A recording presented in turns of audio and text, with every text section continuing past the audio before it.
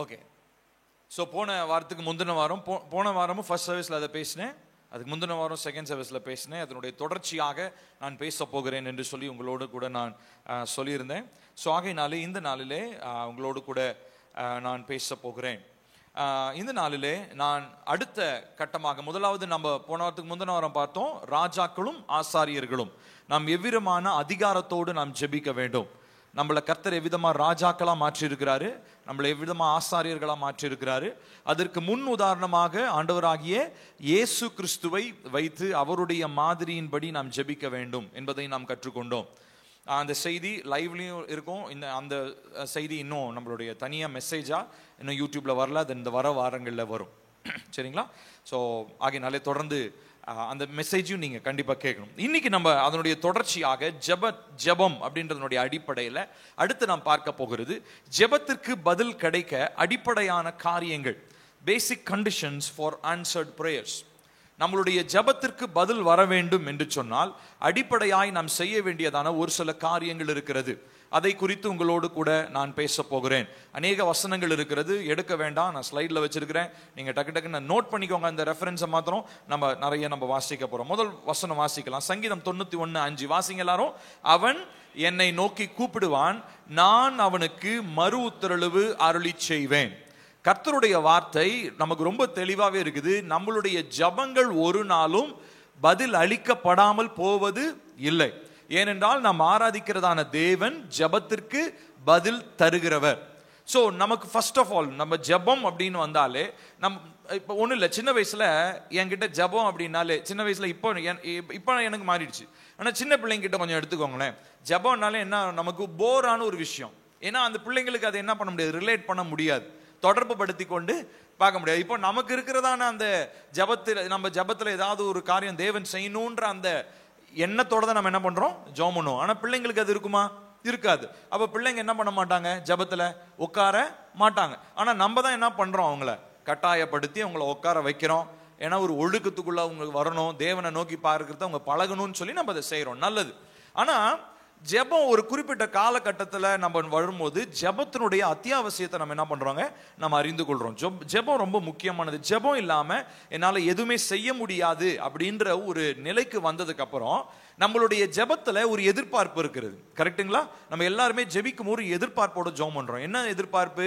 என் ஜெபத்திற்கு பதில் வர வேண்டும். பதில் வரலனா ஏதோ பிரச்சனை ஒண்ணு என்கிட்ட இருக்குது, இல்ல நான் பண்ற ஜபத்துல இருக்குது. ஏசப்பா கிட்ட கண்டிப்பா பிரச்சனை இருக்காது, ஏன்னா அவர் எல்லாவற்றையும் நேர்த்தியா செஞ்சிருக்கிறவர். சோ ஒண்ணு என்கிட்ட பிரச்சனை இருக்கணும், இல்லைன்னா என்னுடைய ஜபத்துல பிரச்சனை இருக்கணும். சோ இதை குறித்து நாம் ஆராய்ந்து பார்க்க போகிறோம். 8 முக்கியமான காரியங்களை உங்களோடு கூட நான் பகிர்ந்து கொள்ள போகிறேன். ஆண்டவராகிய இயேசு கிறிஸ்து இந்த உலகத்துல, இந்த பூமியில 3 வருஷம் ஊழியம் செஞ்சார் இல்லைங்களா? 3 வருஷம் ஊழியம் செஞ்சப்போ அவர் பண்ணதான நிறைய பிரசங்கங்கள் உண்டு. அவரை ஃபாலோ பண்ணதான ஒரு 12 சீஷர்கள் இருந்தாங்க. அந்த 12 சீஷர்களுக்கு பிரசங்கிப்பது எப்படி அப்படின்லாம் ஏதாவது கிளாஸ் எடுத்தாரா? ஆனா ஒரு விஷயத்த சொன்னாரு, ஜெபிப்பது எப்படின்னு என்ன பண்ணாரு, கற்றுக் கொடுத்தாரு. நான் சொல்றது புரியுதுங்களா? பிரசங்கம் பண்றது யார் வேணா பிரசங்கம் பண்ணலாம். வரங்களை வெளிப்படுத்துறது யார் வேணா வரங்களை என்ன பண்ணலாம், வெளிப்படுத்தலாம். என்னுடைய மேல ஜப அறையில நான் ஒரு போஸ்டர் ஒன்று போட்டு வச்சிருக்கிறேன். ஜெபிப்பது, அதாவது சுகமளிப்பது யார் வேணா சுகமளிக்கலாம், வரம் இருந்தா போதும். பாடுறது யார் வேணா பாடலாம், மியூசிக் வாசிக்கிறது யார் வேணா வாசிக்கலாம், மேடையில் மைக்கு பிடிச்சி பிரசங்கம் பண்றதா இருந்தா யார் வேணா பண்ணலாம். ஆனா ஜெபிக்கிறது மாத்திரம் வந்துச்சுன்னா அது எல்லாராலையும் ஜெபிக்க முடியாது. ஜெபத்திற்கு ஜெப பாரம் நம்மளை நிரப்பலன்னா ஜெபத்துல நம்மளால உறுதியா தரித்திருக்க முடியாது. அப்போ இயேசு கிறிஸ்து பல விஷயத்தை பத்தி சொன்னாரு. ஆனா மக்களுக்கு, அவருடைய சீஷர்களுக்கு எதுக்கு தான் பிரத்யேகமா ட்ரைனிங் கொடுத்தாரு? ஜெபிப்பது எப்படின்றதுக்கு தான் ட்ரைனிங் கொடுத்தாரு ஒழிய, இப்போ நீங்க பிரசங்கம் பண்ண போறீங்க, நாளைக்கு இந்த ஊருக்கு போய் பிரசங்கம் பண்ண போறீங்க, இந்த ஊர் மக்கள்லாம் இப்படி இருப்பாங்க, அப்படி ஆயத்தமாயிக்கோங்க, அப்படி இதை பத்திலாம் அவங்களுக்கு பேசல. அதை பத்தி ஆவியானவர் என்ன பண்ணிட்டு இருப்பாரு, அந்தந்த ஸ்பாட்ல அவங்களுக்கு தெளிவுபடுத்திக்கிட்டே இருப்பாரு. ஆனா அவங்களுக்கு தேவையானது என்னன்னா, எப்படி ஜெபிக்கணும், how to pray. இதுதான் ஜீசஸ் சீஷர்களுக்கு சொல்லி கொடுத்தார்.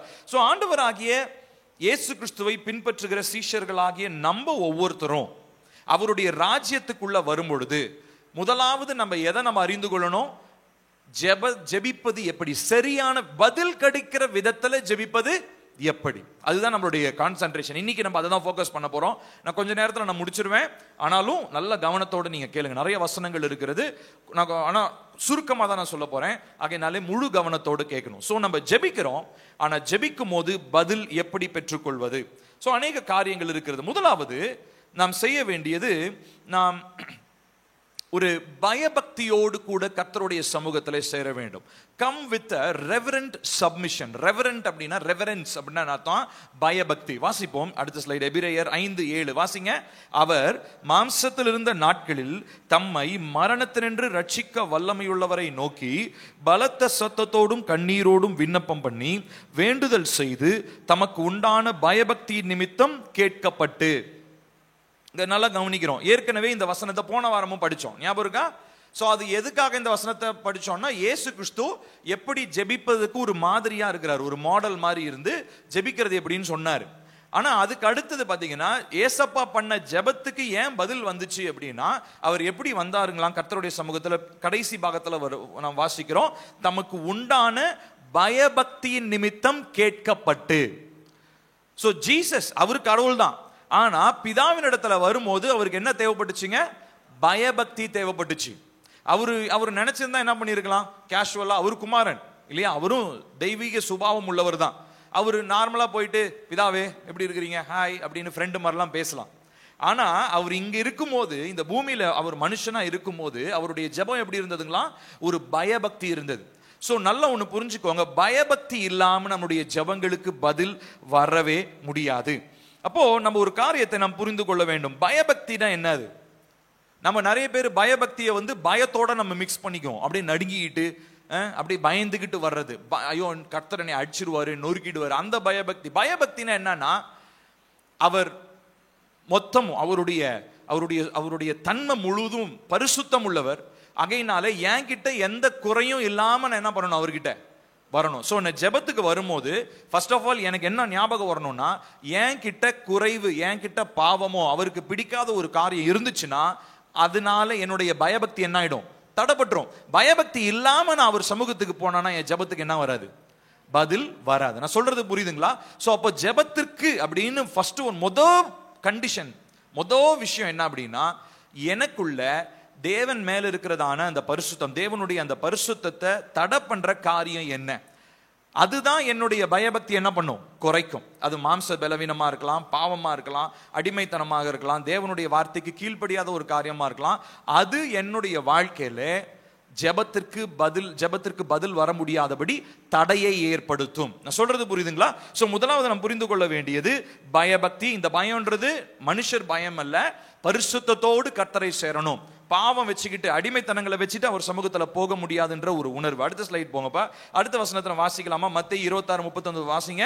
சற்று அப்புறம் போய் முகங்குப்புற விழுந்து இயேசு சொல்றாரு, என் பிதாவே, இந்த பாத்திரம் என்னை விட்டு நீங்க கூடுமானால் நீங்கும்படி செய்யும், ஆகிலும் என் சித்தத்தின்படி அல்ல உம்முடைய சித்தத்தின்படி ஆக கடவது என்று ஜெபம் பண்ணினார்.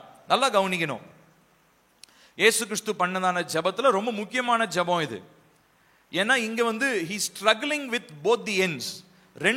ரெண்டு காரியங்களை இவர் போராடிட்டு இருக்கிறார். ஒரு பக்கம் மானுஷிகமா இந்த சிலுவை சுமக்கிறதுன்றது ஹியூமன்லி இட் இஸ் இம்பாசிபிள் இல்லையா? மனுஷிகமா ஒரு சிலுவைன்ற ஒரு பாரத்தை சுமக்கிறது ரொம்ப கஷ்டம். அதனால அவருடைய முதல் பார்ட் எப்படி ஜெபம் பண்றாரு, இந்த பாத்திரம் என்னை விட்டு நீங்கட்டும். ஆனாலும் அடுத்த பார்ட்ல அவர் சொல்றாரு, ஆகிலும் என் சித்தத்தின்படி அல்ல உம்முடைய சித்தத்தின்படி ஆக கடவது.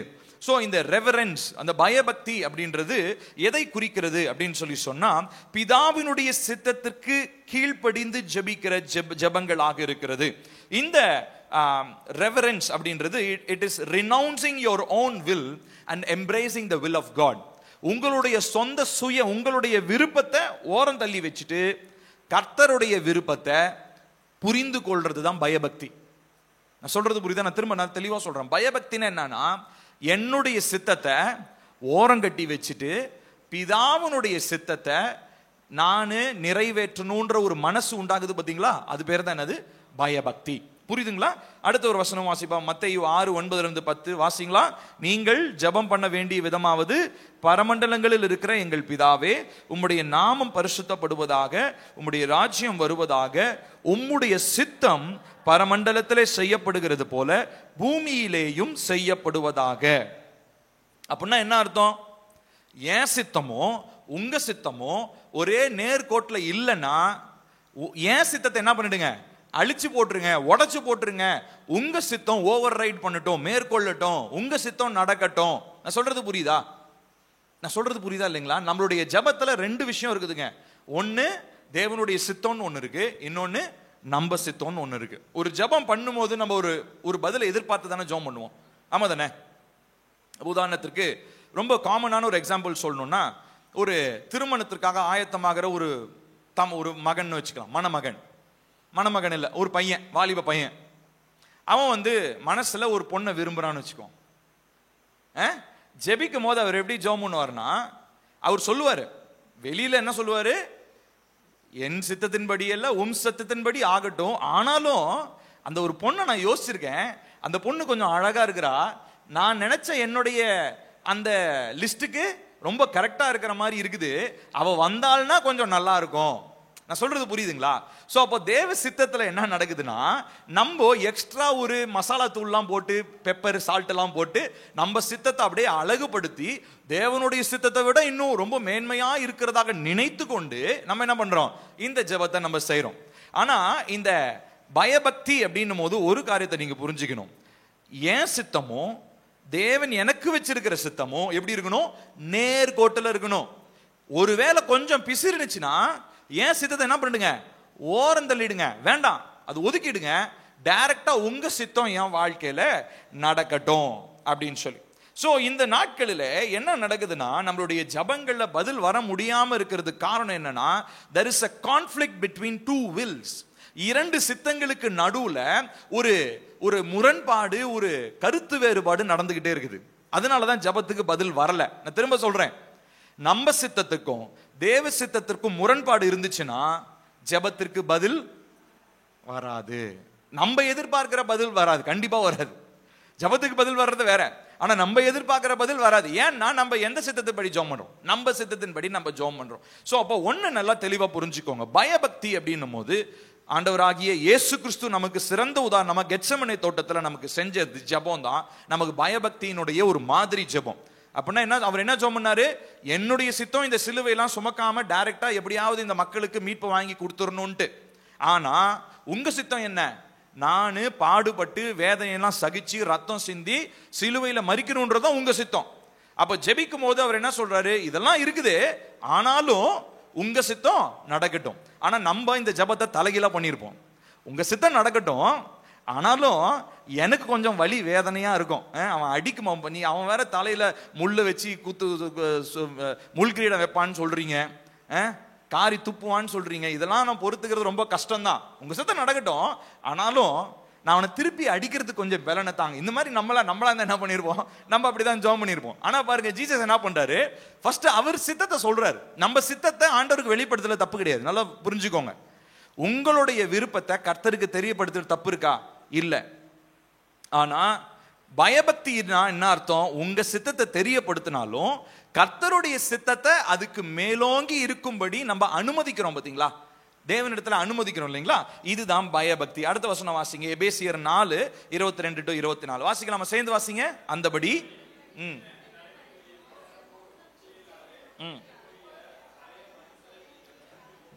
உங்கள் உள்ளத்திலே புதிதான ஆவியுள்ளவர்களாகி பரிசுத்தத்திலும் தேவனுடைய சாயலாக சிருஷ்டிக்கப்பட்ட புதிய மனுஷனை தரித்து கொள்ளுங்கள். இப்ப பாருங்க, இந்த ஜெபத்திற்கு ரொம்ப முக்கியமானது அதுதான்.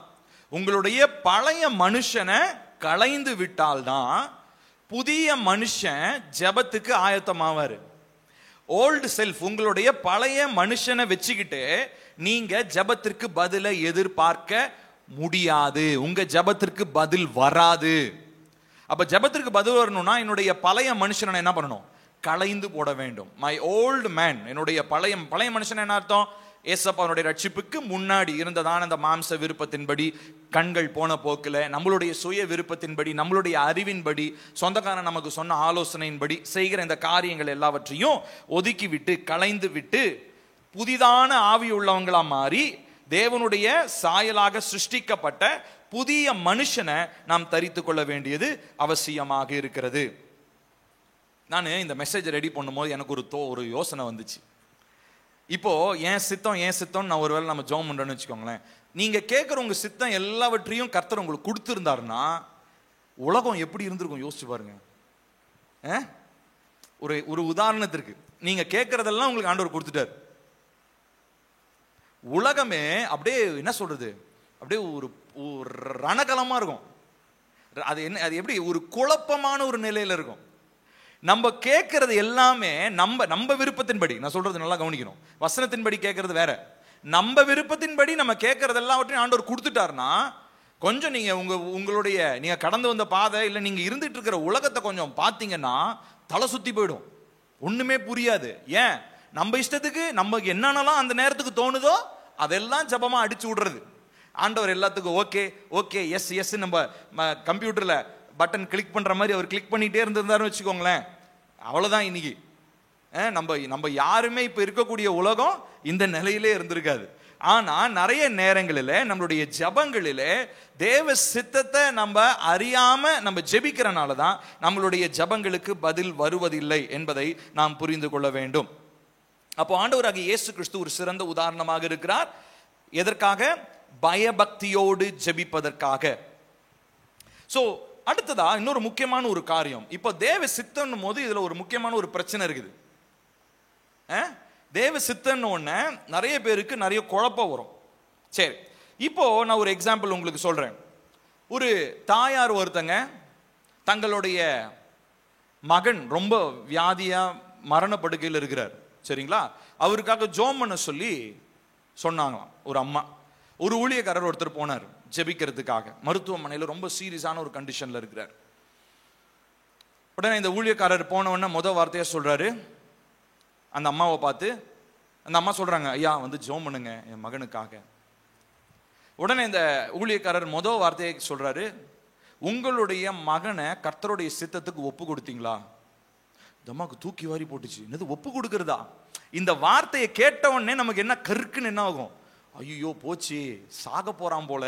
அதனாலதான் பாஸ்டர் என்ன சொல்றாரு, ஒப்பு கொடுத்துட்டீங்களான்ற ஒரு வார்த்தையை. இப்ப பாருங்க, நமக்கு இந்த ஒப்பு கொடுக்கிறது அப்படின்ற வார்த்தையை நம்ம இது வரைக்கும் நம்ம என்னதான் பண்ணி வச்சிருக்கிறோம், தப்பா தான் புரிஞ்சு வச்சிருக்கோம்.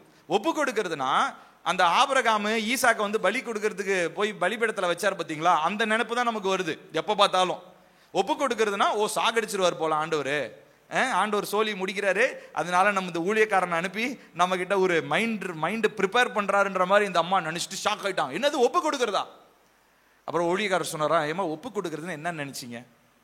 ஆண்டவரே என் பையனை கொன்னுடுங்க, என் பையன் இருந்து இருக்கிறதுக்கு கஷ்டப்படுறதுக்கு செத்து போகட்டும், இப்படி ஜெபம் பண்றதா? இல்ல, ஒப்பு கொடுக்கறதுன்றது என்னது? தேவனுடைய சித்தம் நிறைவேறும்படியாக ஜெபிக்கிறது.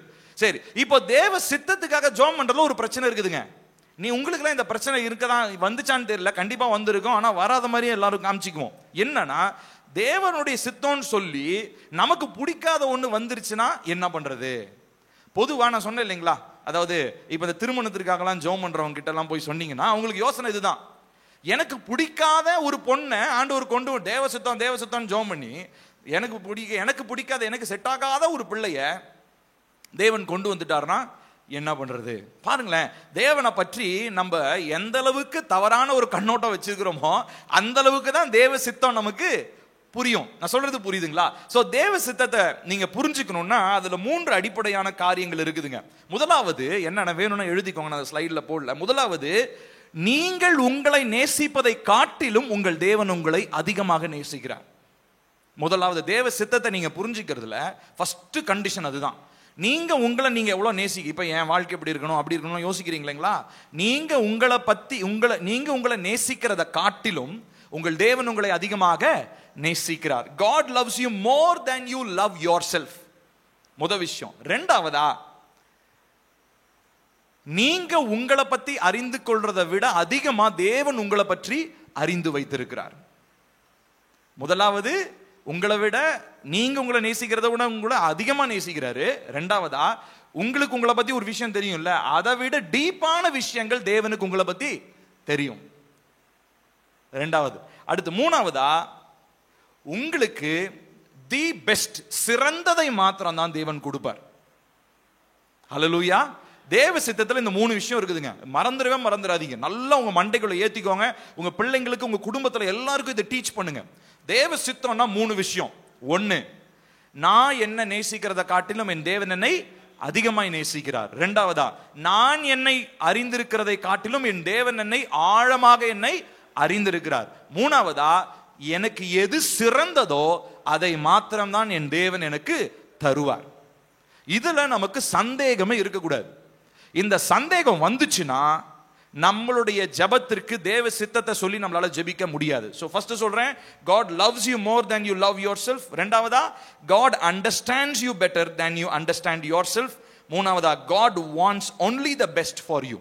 கர்த்தர் உங்களுக்காக சிறந்ததை மாத்திரம் தான் தர விரும்புகிறார். புரியுதுங்களா?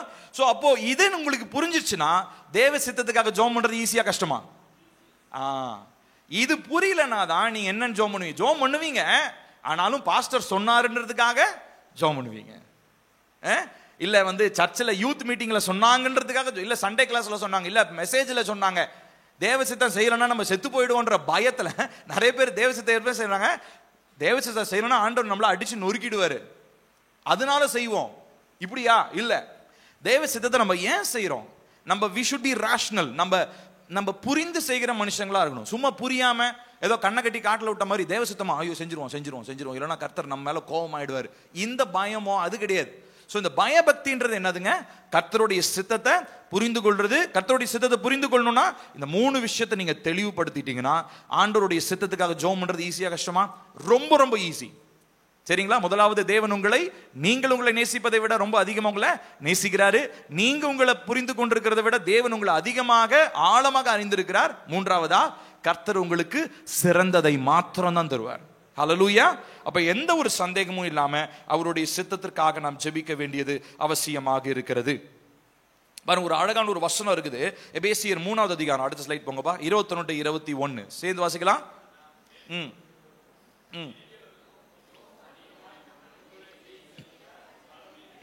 நமக்கு செய்ய வல்லவராகிய அவருக்கு சபையிலே கிறிஸ்து இயேசுவின் மூலமாய் தலைமுறைக்கும் சதா காலங்களிலும் மகிமை உண்டாவதாக.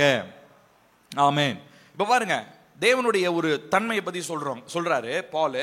நாம் வேண்டிக் கொள்ளுகிறதற்கும் நினைக்கிறதற்கும் மிகவும் அதிகமாய்.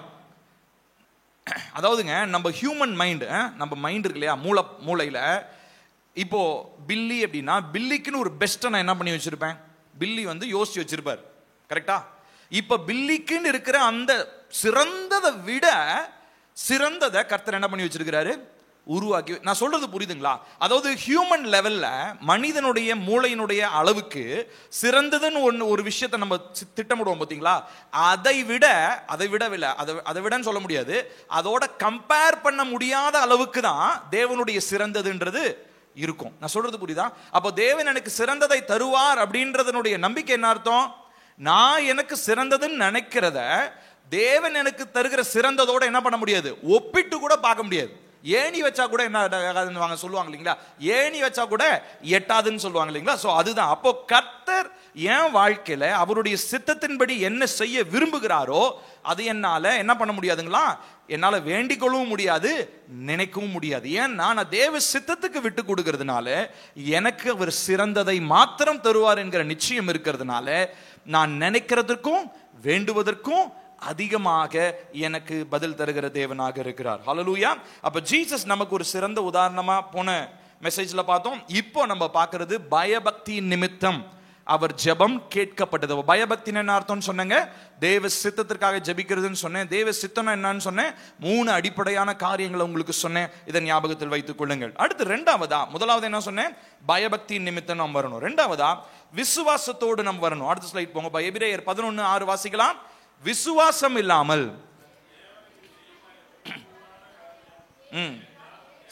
சேருகிறவன் அவன் உண்டென்றும் பலன் அளிக்கிறவர் என்றும் விசுவாசிக்க வேண்டும். திரும்ப ஒரு முறை கொஞ்சம் நிறுத்தி நிதானமா வாசிக்கலாமா?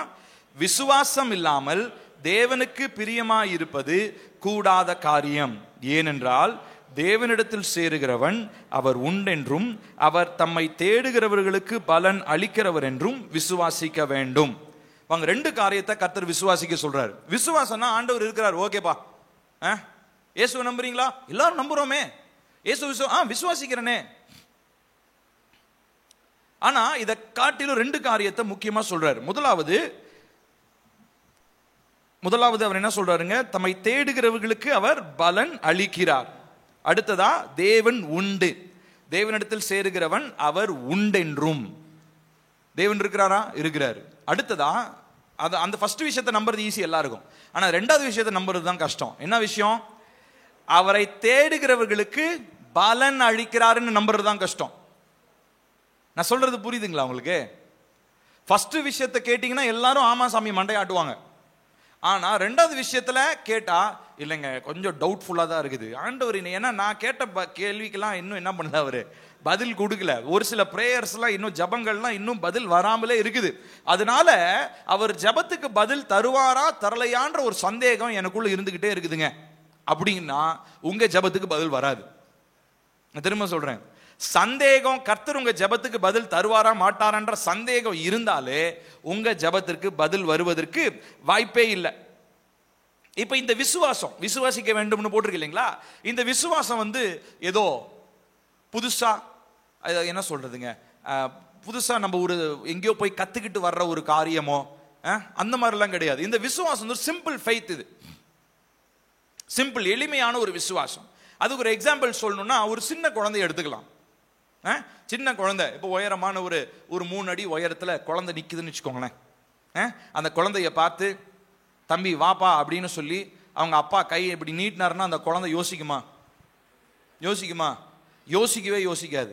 ஏன்னா அந்த குழந்தை பிசிக்ஸ் எல்லாம், நம்மளா அந்த பிசிக்ஸ் எல்லாம் கால்குலேட் பண்ணுவோம். நான் வெயிட் இவ்வளோ இருக்கிறேன், எங்க அப்பா இவ்வளவு வெயிட் இருக்கிறாரு, இவர் என்னை பிடிப்பாரா, நான் இவ்வளவு தூரத்துல இருக்கிறேன், எந்த ஆங்கிள் நான் குதிக்கணும், எந்த ஆங்கிள் அவர் கையை தூக்கிட்டு இருக்கிறாரு, இதெல்லாம் நான் யோசிப்பேன். கரெக்டா? நான் குதிக்கிறதா இருந்தா எங்க அப்பா இப்ப நான் மேல இருந்து குதிக்கிறேன், எங்க அப்பா குதி தம்பி அப்படின்னாருன்னா நான் குதிப்பேனா? மாட்டேன். ஏன்னா என்னுடைய அறிவில் நான் நிறைய விஷயம் யோசிப்பேன்.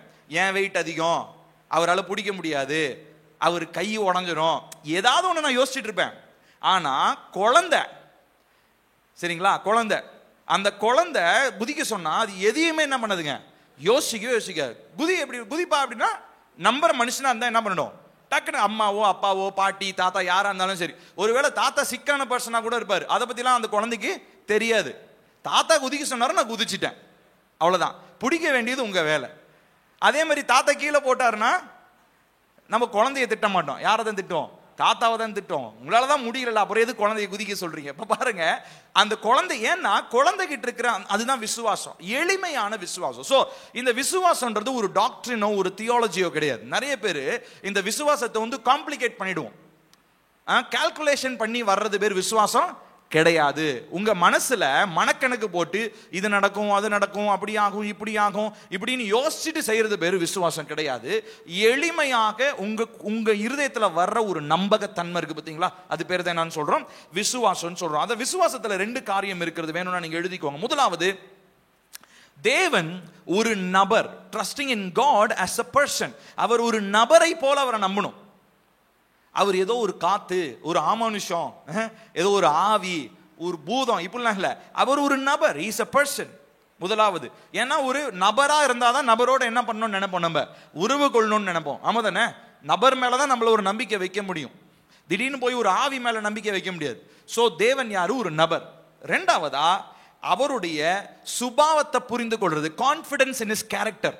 அவருடைய சுபாவம் என்னன்ற ஒரு உறுதி நமக்குள்ள இருக்கணும். 2 விஷயம். ஒன்னு, அவர் ஒரு நபர். 2வதா, அவருடைய நேச்சர், அவருடைய சுபாவம் என்னன்னு புரிஞ்சிருந்துச்சுன்னா விசுவாசம்ன்றது ஈஸியா வந்துடும். சொல்றது புரியுதுங்களா உங்களுக்கு?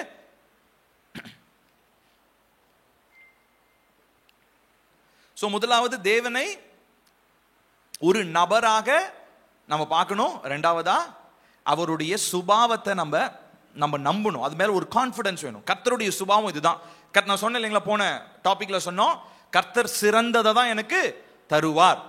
அவர் கொடுக்கறது அப்படியே அந்த சிறந்ததுல இருந்து ஒரு பாயிண்ட் கம்மி அப்படிலாம் கிடையாது, சிறந்ததை மாத்திரம் தான் எனக்கு தருவார். அடுத்து 3வதா, அவர் மேல நம்மளுடைய நம்பகத்தன்மை, ஹிஸ் ரிலையபிலிட்டி, அவரை நம்ம சார்ந்து கொள்ளலாம். இந்த உலகத்துல எது மாறினாலும் மாறாத ஒருவர் இருக்கிறார். சோ அந்த நம்பகத்தன்மை இருந்தா மாத்திரம் தான் ஜெபத்துல நம்ம தேவன் மேல உறுதியாக இருக்க முடியும். விசுவாசத்தோடு நாம் ஜெபிக்க முடியும். மத்தேயு, அடுத்த ஸ்லைட் போங்க, மத்தேயு 21:22 வாசிப்போம். ஜெபத்திலே எவைகளை கேட்பீர்களோ அவைகளை எல்லாம் பெறுவீர்கள் என்றார். அடுத்த ஸ்லைட் போங்க. அடுத்தது அதுக்கு முன்னாடி இல்ல 1 யோவான் 5:14, நாம் எதையாகிலும் அவருடைய சித்தத்தின்படி கேட்டால் அவர் நமக்கு செவி கொடுக்கிறார் என்பதே அவரை பற்றி நாம் கொண்டிருக்கிற தைரியம். ரெண்டு காரியத்தை வாசிச்சோம். இதுக்கு முன்னாடி வசனம் 21-22 விசுவாசம் உள்ளவங்களா ஜெபத்துல கேட்கிறது. ரெண்டாவது வசனத்துல நம்ம வாசிச்சோம் 5:14, 1 யோவான் 5:14, அவருடைய சித்தத்தின்படி கேட்கும் போது அவர் நமக்கு செவி கொடுக்கிறார். இப்ப பாருங்க, அந்த வசனம், இதனுடைய கடைசி வேர்டு பாருங்க, என்ன வார்த்தை போட்டிருக்குது? நமக்கு ஒரு தைரியம் இருக்கிறது. நமக்கு ஒரு தைரியம். என்ன நான் சொல்லுவாங்க இல்லைங்களா, யாராவது பேசினா, டேய் என்ன தைரியத்துல என்கிட்ட நீ கேட்கிற, பேசுவாங்க. சண்டை போடும் போது இந்த வார்த்தையை சொல்லுவோம், என்ன தைரியம் இருந்தா என்கிட்ட இந்த வார்த்தையை நீ பேசுவ அப்படின்னு இல்லைங்களா. அப்போ தைரியம் என்ன அர்த்தம்? நான் வாயை திறந்து ஒரு விஷயத்த பேசுறதுக்கு எனக்கு ஒரு அதிகாரம், எனக்குள்ள இருக்கிற ஏதோ ஒரு நம்பிக்கை என்ன ஜெபிக்க வைக்குது. எனக்குள்ள இருக்கிறதான விசுவாசம் என்ன பண்ண வைக்குது? ஜெபிக்க வைக்குது. சோ ஜெபிக்கும் போது நமக்கு இந்த விசுவாசம்ன்றது ரொம்ப ரொம்ப அவசியமானதாக இருக்கிறது.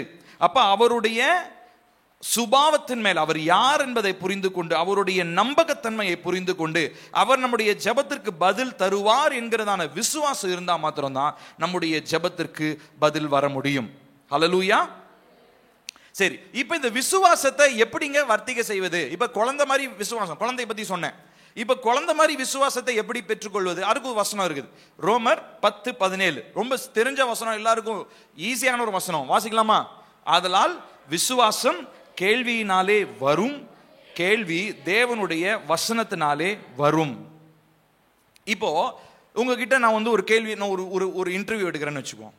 உங்களுக்கு இந்த விஷயத்துல விசுவாசம் இருக்கா அப்படின்னா நிறைய பேர் என்ன சொல்லுவோம்? கொஞ்சம் உண்மையா இருக்கணும்னா இல்லைன்னு தான் சொல்லுவோம். கரெக்டா? கர்த்தர் இதை செய்வார். இப்போ உதாரணத்துக்கு உங்க வாழ்க்கையில் ஏதோ ஒரு காரியத்துக்காக ஜெபம் பண்றீங்க. இந்த காரியத்திற்காக நீங்க சரி விசுவாசத்தோட ஜெபம் பண்றீங்களா? விசுவாசம் இருக்கு, ஆனாலும் கொஞ்சம் விசுவாசம் கம்மியான மாதிரி இருக்கு அப்படின்னும். ஆமாவா இல்லையா? ஆனா இங்க நமக்கு ஒரு நற்செய்தி என்னன்னா, விசுவாசம் ஆண்டவர் அப்படியே கொடுக்குற அளவு கிடையாது. ஆண்டவர் உங்களுக்குள்ள வச்சுட்டாருன்னா 50% தான் விசுவாசம், இதுக்கு மேல 1% உனக்கு கிடையாது. கடை அப்படியே 50% விசுவாசத்திலேயே முக்கிக்கிட்டு கடை அப்படின்னு ஆண்டவர் என்ன பண்ண போறது இல்ல, சொல்ல போறது கிடையாது. இங்க ஒரு வார்த்தை நீங்க கவனிக்கணும், வரும். So faith comes. அப்படின்னா என்ன அர்த்தம்? இல்லாதவன் விசுவாசத்தை என்ன பண்ண முடியும்? பெற்றுக்கொள்ள முடியும். விசுவாசம்ன்றது நம்மளால பெற்றுக்கொள்ளக்கூடிய ஒரு என்டிட்டி. அதாவது அதை நீங்க பெற்றுக்கொண்டு அதை அனுபவிக்க முடியும். அதுக்கு அடிப்படையாதான் பவுல் என்ன சொல்றாரு? கர்த்தருடைய வசனம், கர்த்தருடைய வார்த்தை உங்களுக்கு எதை கொண்டு வருமா? விசுவாசத்தை. அப்ப எந்த அளவுக்கு நீங்க அதிகமா கர்த்தருடைய வார்த்தையில ஊறி போயிருக்கிறீங்களோ கவனிக்கணும். படிக்கிறீங்களோ இல்லையே, ஊறி போறதுன்னு என்ன அர்த்தம்? ஊறுறதுன்னு என்னங்க அர்த்தம்? மணிக்கணக்கா கிடக்கிறது. ஆமா தானே? அரிசியை அடுத்த நாள் காலையில செய்யணும், நீங்க என்ன பண்ணுங்க? நைட்டு ஊற வைப்பீங்க. கரெக்டா? மாவாட்டுறதுக்கு ஊற வைப்பீங்க. எதுக்காக? தண்ணியிலேயே இருக்கும் போது நல்லா என்ன ஆயிடும்? சாஃப்ட் ஆயிடும். அப்ப காலையில எந்திரிச்சோன்னா நீங்க சிரமப்பட வேண்டிய அவசியம் இல்ல. அதுதான் ஊற வைக்கிறது. இதே மாதிரிதான் இப்போ கர்த்தருடைய வார்த்தையில ஊறி போனவங்களால மாத்தணும் தான் விசுவாசத்தை என்ன பண்ண முடியுமா? பெற்று. சோ விசுவாசம்ன்றது ஒரு மேஜிக் கிடையாது. ஜி பூம் பா அப்படின்னு சொல்லிட்டு ஆண்டவர் அப்படியே எல்லாம் கையெல்லாம் சுத்தி உங்க மேல அப்படியே ஒரு மந்திரம் போடுற மாதிரி மந்திரம் எல்லாம் கிடையாது. விசுவாசத்தை உங்களால பெற்றுக்கொள்ள முடியுமா? முடியும். விசுவாசம் 50% தான் இருக்குது, எனக்கு இன்னும் குறைவா இருக்கிற மாதிரி ஃபீல் ஆகுதுன்னு நீங்க உணர்ந்தீங்கன்னா உங்களால பெற்றுக்கொள்ள முடியுமா? முடியும். ஒரே விதம், கர்த்தருடைய வார்த்தையிலே ஊறிடணும், உள்ள போயிடணும். கர்த்தருடைய வார்த்தை மாத்திரம்தான் நம்மளுடைய வாழ்க்கையில விசுவாசத்தை ஏற்படுத்துகிறதா இருக்கிறது. நம்மள்கிட்ட விசுவாசம் இல்லைன்னா நம்மளால என்ன பண்ண முடியுங்க? பெற்றுக்கொள்ள முடியும். ஸோ நிறைய நேரங்களில் ஜெபத்தில் நல்லா கவனிக்கணும். ஜெபத்தில் நம்ம என்ன சொல்லி ஜெபிக்கிறோன்றதை விட நம்ம ஜெபத்தில் கர்த்தர் நமக்காக என்ன சொல்றாருன்றது தான் ரொம்ப ரொம்ப முக்கியமானது. நான் திரும்ப சொல்றேன், நம்ம என்ன சொல்லி ஜெபிக்கிறோன்றதை விட ஜெபத்தில் எனக்காக தேவன் என்ன சொல்றாருன்றது ரொம்ப ரொம்ப முக்கியம். ஸோ இன்ஃபேக்ட் நான் பேசுறதை விட அவர் என்கிட்ட பேசுறதும் ரொம்ப முக்கியம். அதுதான் நான் ப்ரையாரிட்டைஸ் பண்ணணும். நான் முதன்மைப்படுத்த வேண்டியது என்னது? அவர் எனக்கு பதில் தரணும். ஸோ என்னுடைய ஜபங்களுக்கு பதில் வேண்டும். அப்ப நமக்கு ஒரு நிச்சயம் இருக்கணும். நாம் தேவனுடைய சித்தத்தின்படி ஜெபிக்கும் போது நமக்கு பதில் வரும். விசுவாசம் உள்ளவர்களாய் ஜெபிக்கும் போது பதில் வரும். 2 காரியங்களை சொல்ற. மூன்றாவது, இயேசுவின் நாமத்தினாலே நாம் ஜெபிக்கிறோம். என்ன பில்லி இதெல்லாம் ஒரு பாயிண்டா? நான் எல்லாருமே இயேசு நாமத்தினால தான் ஜெபிக்கிறோம் அப்படின்னு நீங்க கேட்டிருக்கலாம். ஆனா ஒரு ட்விஸ்ட் வைக்க போறேன். வாசிக்கலாம், ஒரு வசனத்தை வாசிக்கலாம். யோவான் 16:23-24.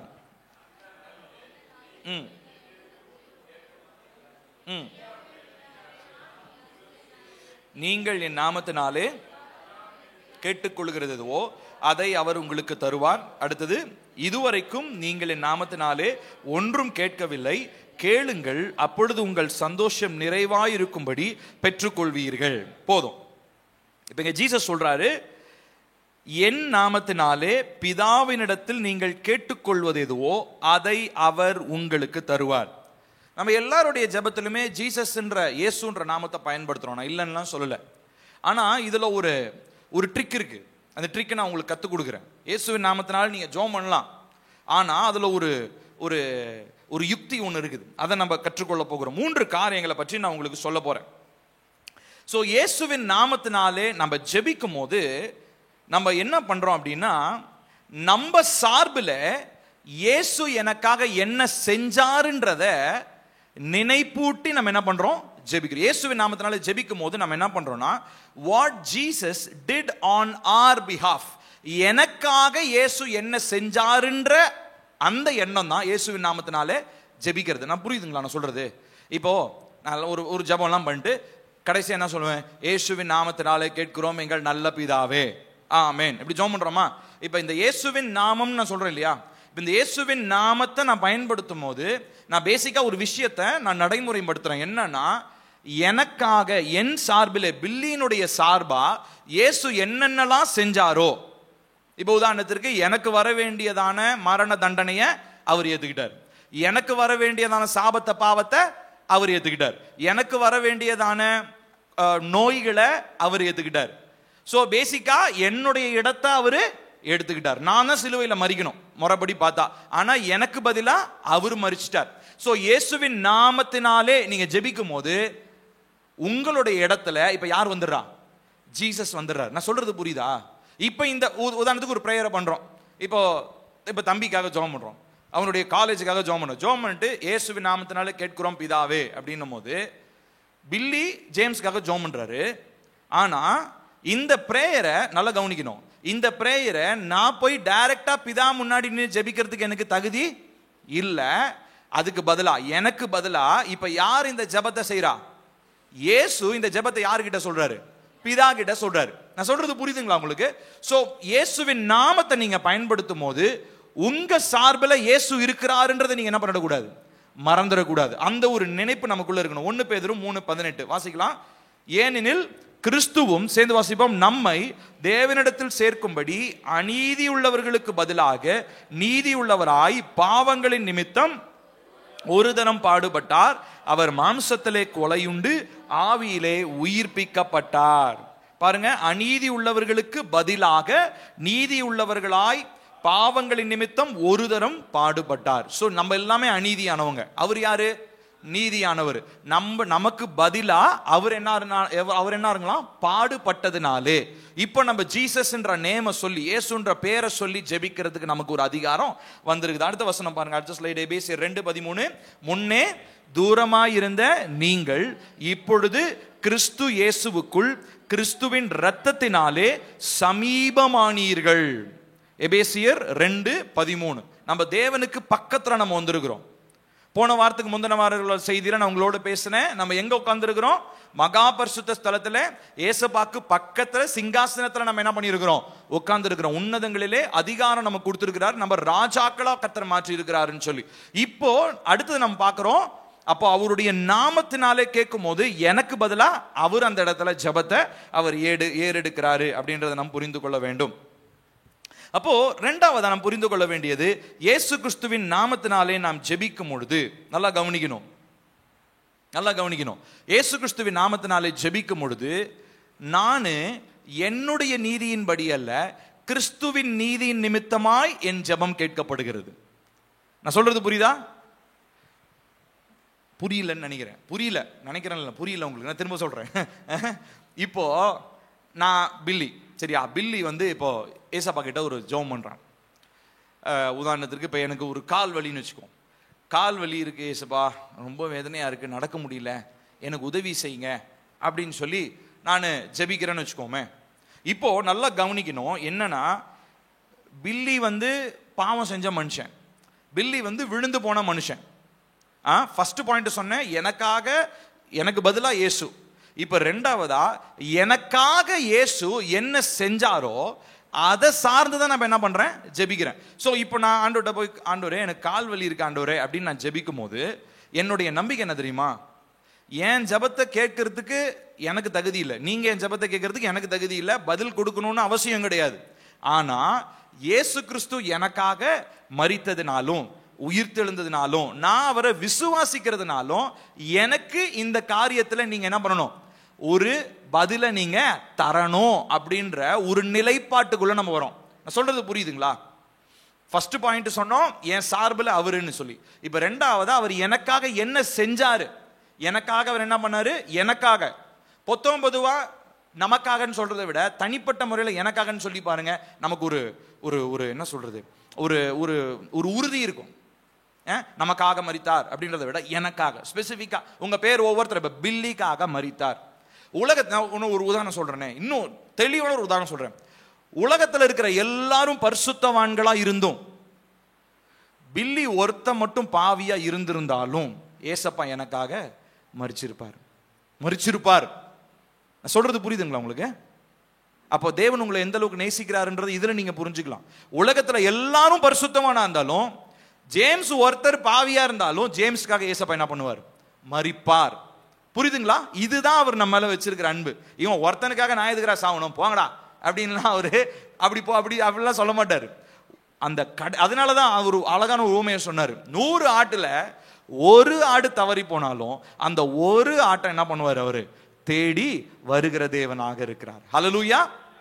அப்ப ரெண்டாவது, இயேசுவின் நாமத்தினால ஜெபிக்கும் போது என்ன நடக்குதுங்க, அவர் எனக்காக என்ன செஞ்சாருன்றதை நான் நினைப்பூட்டி அவருடைய நாமத்தினாலே நான் ஜெபிக்கிறேன். வாசிப்போம் எபிரேயர் 10வது அதிகாரம் 19-22 சேர்ந்து வாசிப்போம். ஆகையால் சகோதரரே, நாம் பரிசுத்த ஸ்தலத்தில் பிரவேசிப்பதற்கு இயேசுவானவர் தமது மாம்சமாகிய திரையின் வழியாய் புதிதும் ஜீவனுமான மார்க்கத்தை நமக்கு உண்டு பண்ணினபடியால் அந்த மார்க்கத்தின் வழியாய் பிரவேசிப்பதற்கு அவருடைய இரத்தத்தினாலே நமக்கு தைரியம் உண்டாயிருக்கிறபடியினாலும் தேவனுடைய வீட்டின் மேல் அதிகாரியான மகா ஆசாரியர் ஒருவர் இருக்கிறபடியினாலும் துர்மனசாட்சி நீங்க தெளிக்கப்பட்ட இருதயம் உள்ளவர்களாயும் சுத்த ஜலத்தால் கழுவப்பட்ட சரீரம் உள்ளவர்களாயும் உண்மையுள்ள இருதயத்தோடும் விசுவாசத்தின் பூரண நிச்சயத்தோடும் சேரக்கடவோம். ஒரு பெரிய லிஸ்ட் இது. இப்போ இயேசு கிறிஸ்து இடத்துல நம்ம ஜெபிக்கும் போது என்ன நடக்குது அப்படின்னா, அவர் நமக்காக என்ன, அதுதான் பார்க்க போறோம். மாம்சத்தின் திரை வழியா என்ன பண்ணியிருக்கிறாரு, ஒரு மார்க்கத்தை உண்டு பண்ணியிருக்கிறாரு. ஸோ ஃபர்ஸ்ட் உள்ள நுழைஞ்சிடுறேன். அடுத்ததா, தேவனுடைய வீட்டின் மேல் அதிகாரியான மகா ஆசாரியர் நமக்கு. ஸோ ஆசாரியர் அவர் இருக்கிறாரு, பிரதான ஆசாரியனா என்னையும் ஆசாரியரா மாற்றி இருக்கிறாரு. மூணாவதா, என்னுடைய துர்மனசாட்சி நீங்க தெளிக்கப்பட்ட இருதயம் உள்ளவனாய் சுத்த ஜலத்தால கழுவப்பட்ட சரீரம் உள்ளவனா உண்மையுள்ள இருதயத்தோட விசுவாசத்தின் பூரண நிச்சயத்தோட ஏசப்பா அப்படின்னு சொல்லி அவருடைய சமூகத்துல நம்ம சேர கடவோம். ஏன்னா நமக்காக மாம்சத்தின் திரை வழியாக அவர் உட்பிரவேசித்திருக்கிறார், எனக்காக. சோ அப்ப இயேசுவின் நாமத்தினால ஜெபிக்கும் போது என்ன நடக்குதுங்க, எனக்காக அவர் ஃபர்ஸ்ட் என்ன சொன்ன, என் சார்பிலே. ரெண்டாவதா, அவர் எனக்காக செய்ததை நான் என்ன பண்றேன், நினைப்பூட்டி பார்க்கிறேன். அடுத்தது மூன்றாவதா, நாம் இயேசுவின் நாமத்தினாலே நம்ம ஜெபிக்கும் போது என்ன நடக்குது அப்படின்னு சொல்லி பாத்தீங்கன்னா, நான் பிதாவோடு இணைக்கப்பட்டிருக்கிறேன் ஒரு உறுதி இருக்குது. கவனிக்கணும், நல்லா கவனிக்கணும். நான் பிதாவோடு கூட இணைக்கப்பட்டிருக்கிறேன். யார் மூலமா? இயேசு மூலமா. இப்ப நிறைய நேரம் பாத்தீங்கன்னா நம்மளுடைய பிரேயர் ஓவர் தியாலஜியா மாறிடும். ஓவர் தியாலஜியா மாறிடுச்சுன்னா, பரிசுத்த ஆவியானுடைய துணையோடு இயேசு கிறிஸ்துவின் மூலமாய் பிதாவினிடத்தில் சேர கடவோம். ஆஹா, இது பயங்கர தியாலஜி.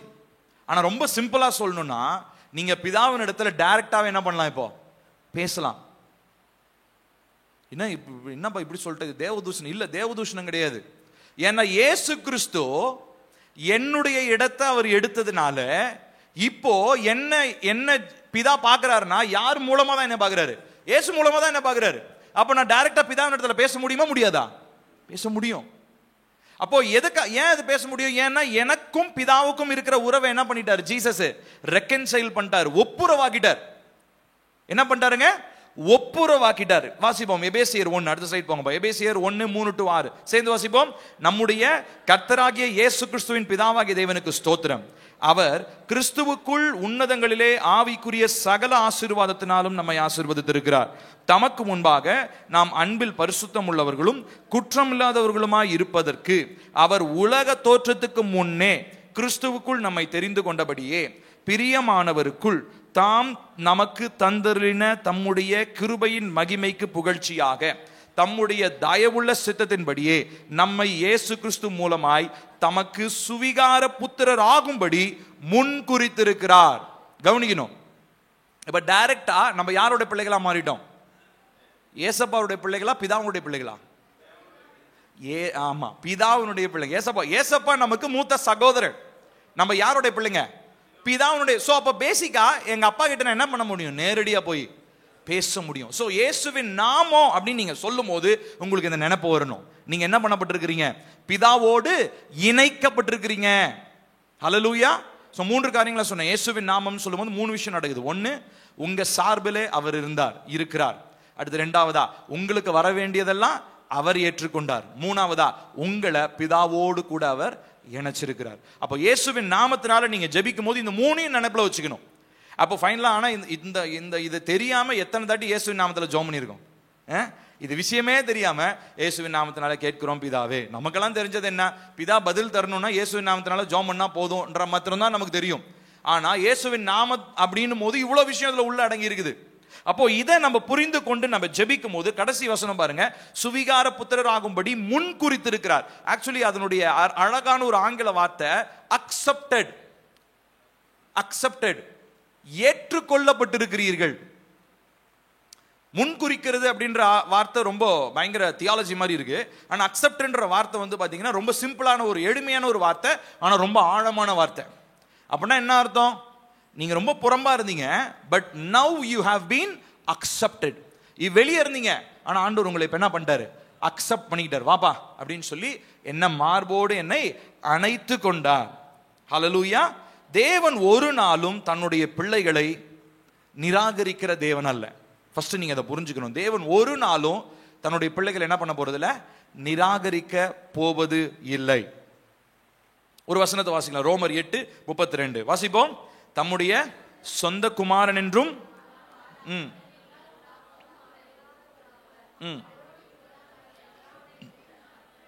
அருளாதிருப்பது எப்படி? வாங்க, எவ்வளவு சூப்பரான ஒரு வேர்ஸ் பாருங்க. அவருடைய ஒரே மகனை கொடுத்துட்டாருப்பா. இதுக்கு மேல நீ ஜெபம் பண்ணி ஒரு விஷயம் நடக்கல அப்படின்னா அது எப்படி? அது இம்பாசிபிள் பா. அப்படிலாம் இருக்கவே இருக்காது. ஏன்னா அவருடைய மகனையே கொடுத்துட்டாரு. அப்ப அவர் மகனை கொடுத்தவர் மற்றதெல்லாம் உங்களுக்கு கொடுக்க மாட்டாரா? அப்போ ஜெபிக்கும் போது, இயேசுவின் நாமத்தினாலே ஜெபிக்கும் போது எனக்கு ஒரு நிச்சயம் இருக்குது. என்ன நிச்சயம்? அந்த இயேசுவையே எனக்காக கொடுத்தாரு என்னுடைய பிதா. அப்போ அவர் சொந்த குமாரனையே கொடுத்தவர் எனக்கு, நான் ஜெபிக்கிற மற்ற எல்லா காரியங்களும் எனக்கு என்ன பண்ணுவார்? நிச்சயமாக தருவார். சோ 3வதா பார்த்தோம் இயேசுவின் நாமத்தினாலே. முதலாவது பார்த்தோம் பயபக்தியின் நிமித்தம். 2வதா விசுவாசத்தினாலே. 3வதா இயேசுவின் நாமத்தினாலே. 4வதா நாம் பார்க்கிறது தைரியத்தோட, அப்ரோச் காட் போல்ட்லி.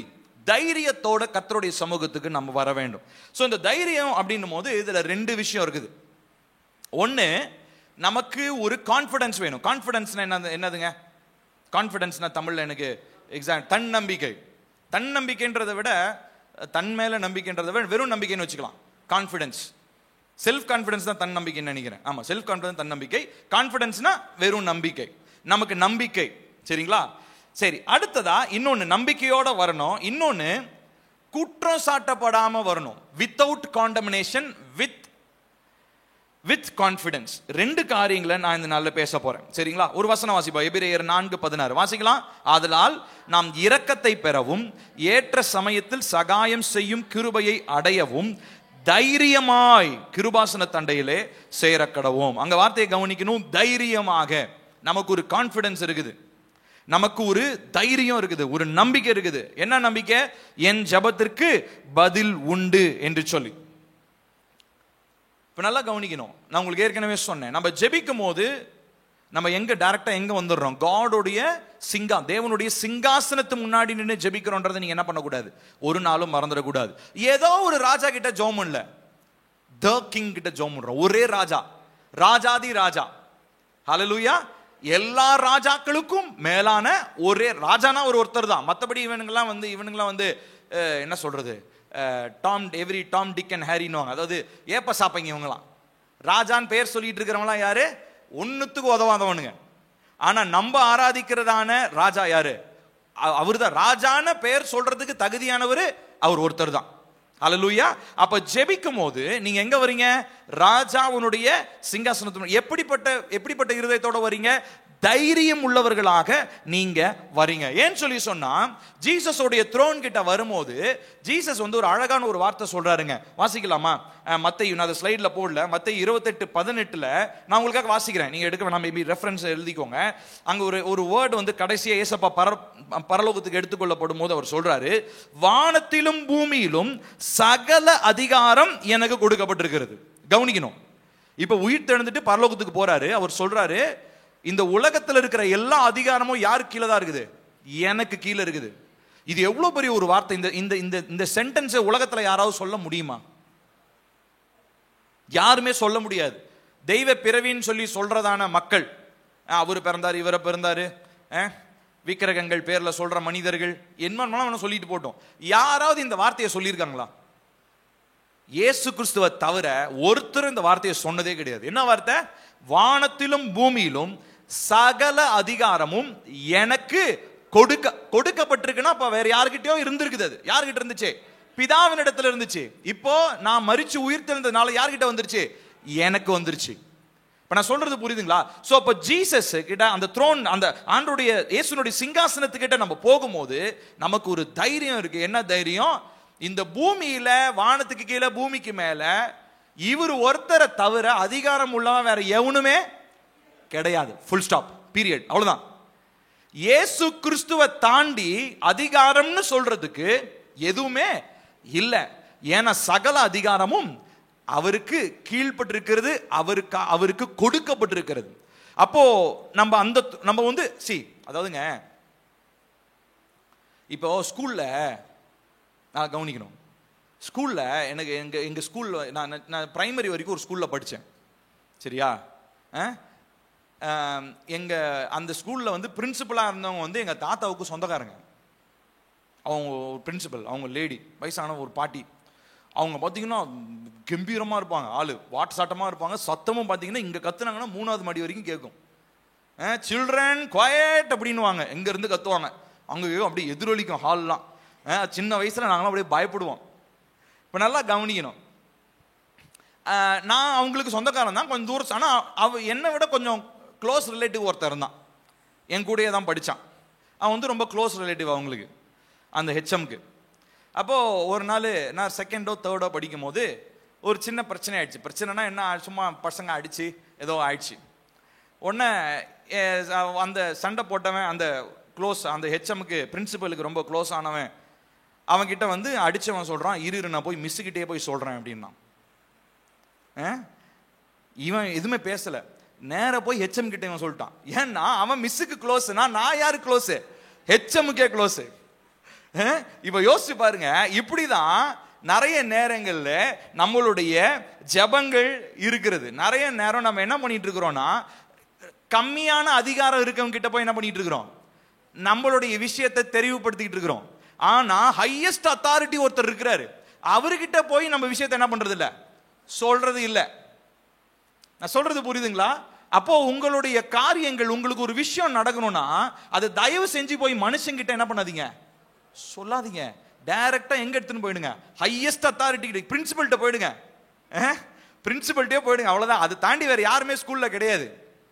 இல்ல பிரின்சிபல் மேல சேர்மன் யாராவது ஒருத்தர் உயர்ந்த அதிகாரம் இருப்பாங்க, அவரு தான், அந்த மாதிரி வச்சுக்கோமே. அப்போ ஹையஸ்ட் அத்தாரிட்டி கிட்ட போயிட்டீங்கன்னா நீங்க அதுக்கப்புறம் வேற யாருக்கிட்டையும் சொல்ல வேண்டிய அவசியம் இல்லை. சோ இதுதான் உங்களுக்கு கர்த்தர் கொடு. அப்ப ஜெபத்துல உங்களுக்கு தைரியம் என்ன அர்த்தம்? You are approaching the throne. சிங்காசனத்துக்கே போறீங்க. ஏன்? வெறும் ஏதோ ஒரு ராஜா இல்ல, ஒரே ராஜா, எல்லா அதிகாரமும் அவருக்கு கீழே இருக்குது. அதனால அவர்கிட்ட போய் என்ன பண்ண போறேன்? தைரியத்தோட நான் ஜெபிக்க போறேன், என்னுடைய காரியங்களை நான் சொல்ல போகிறேன் என்று சொல்லி. அப்போ நமக்கு இவ்விதமா ஒரு கான்ஃபிடன்ஸ், ஒரு ஃபுல் அஷ்யூரன்ஸ் நமக்கு கிடைக்குது. அவருடைய சமூகத்துக்கு போகும்போது ஒரு தைரியம் நமக்கு உண்டாகுது. இந்த தைரியம் எதனால வந்துச்சுன்னா, இயேசு கிறிஸ்துவின் ரத்தத்தினாலே நமக்கு வந்துச்சு. ஹல்லேலூயா. இயேசு கிறிஸ்துவின் ரத்தத்தை பத்தி இதே டாபிக்ல, இதே வரிசையில மேபி இன்னும் 2-3 வாரங்கள் கழித்து உங்களோட நான் பேசுவேன். ஆனா இதனுடைய அடிப்படையில் நம்ம இன்னைக்கு புரிந்து கொள்ள வேண்டியது, நமக்கு தைரியம் எதனால்? தைரியம் எங்க வருது? சிங்காசனத்துக்கு முன்னாடி. எந்த சிங்காசனம் அது? வானத்திலும் பூமியிலும் சகல அதிகாரம் உடைய ஒருத்தர் உட்கார்ந்து இருக்கிற சிங்காசனம். அந்த சிங்காசனத்துக்கு முன்னாடி நான் எந்த தைரியத்தோட போகிறேன்? இயேசுவின் ரத்தம் எனக்காக சிந்தப்பட்டது அப்படின்ற தைரியத்தினாலே நான் போகிறேன். ஹல்லேலூயா. சோ அப்போ எனக்கு ஒரு கான்ஃபிடன்ஸ் இருக்குது. அடுத்ததா, எனக்குள்ள கண்டம்னேஷன், அதாவது குற்ற உணர்ச்சி இல்லாம நான் கர்த்தர் சமூகத்துல போகணும். இப்ப எனக்கு தைரியம் வேணும்னா என்கிட்ட குற்ற உணர்ச்சி இருக்க கூடாது. அடுத்த வசனத்தை வாசிங்கப்பா. சங்கீதம் 68, 66, 18 வாசிங்க எல்லாரும் சத்தமா.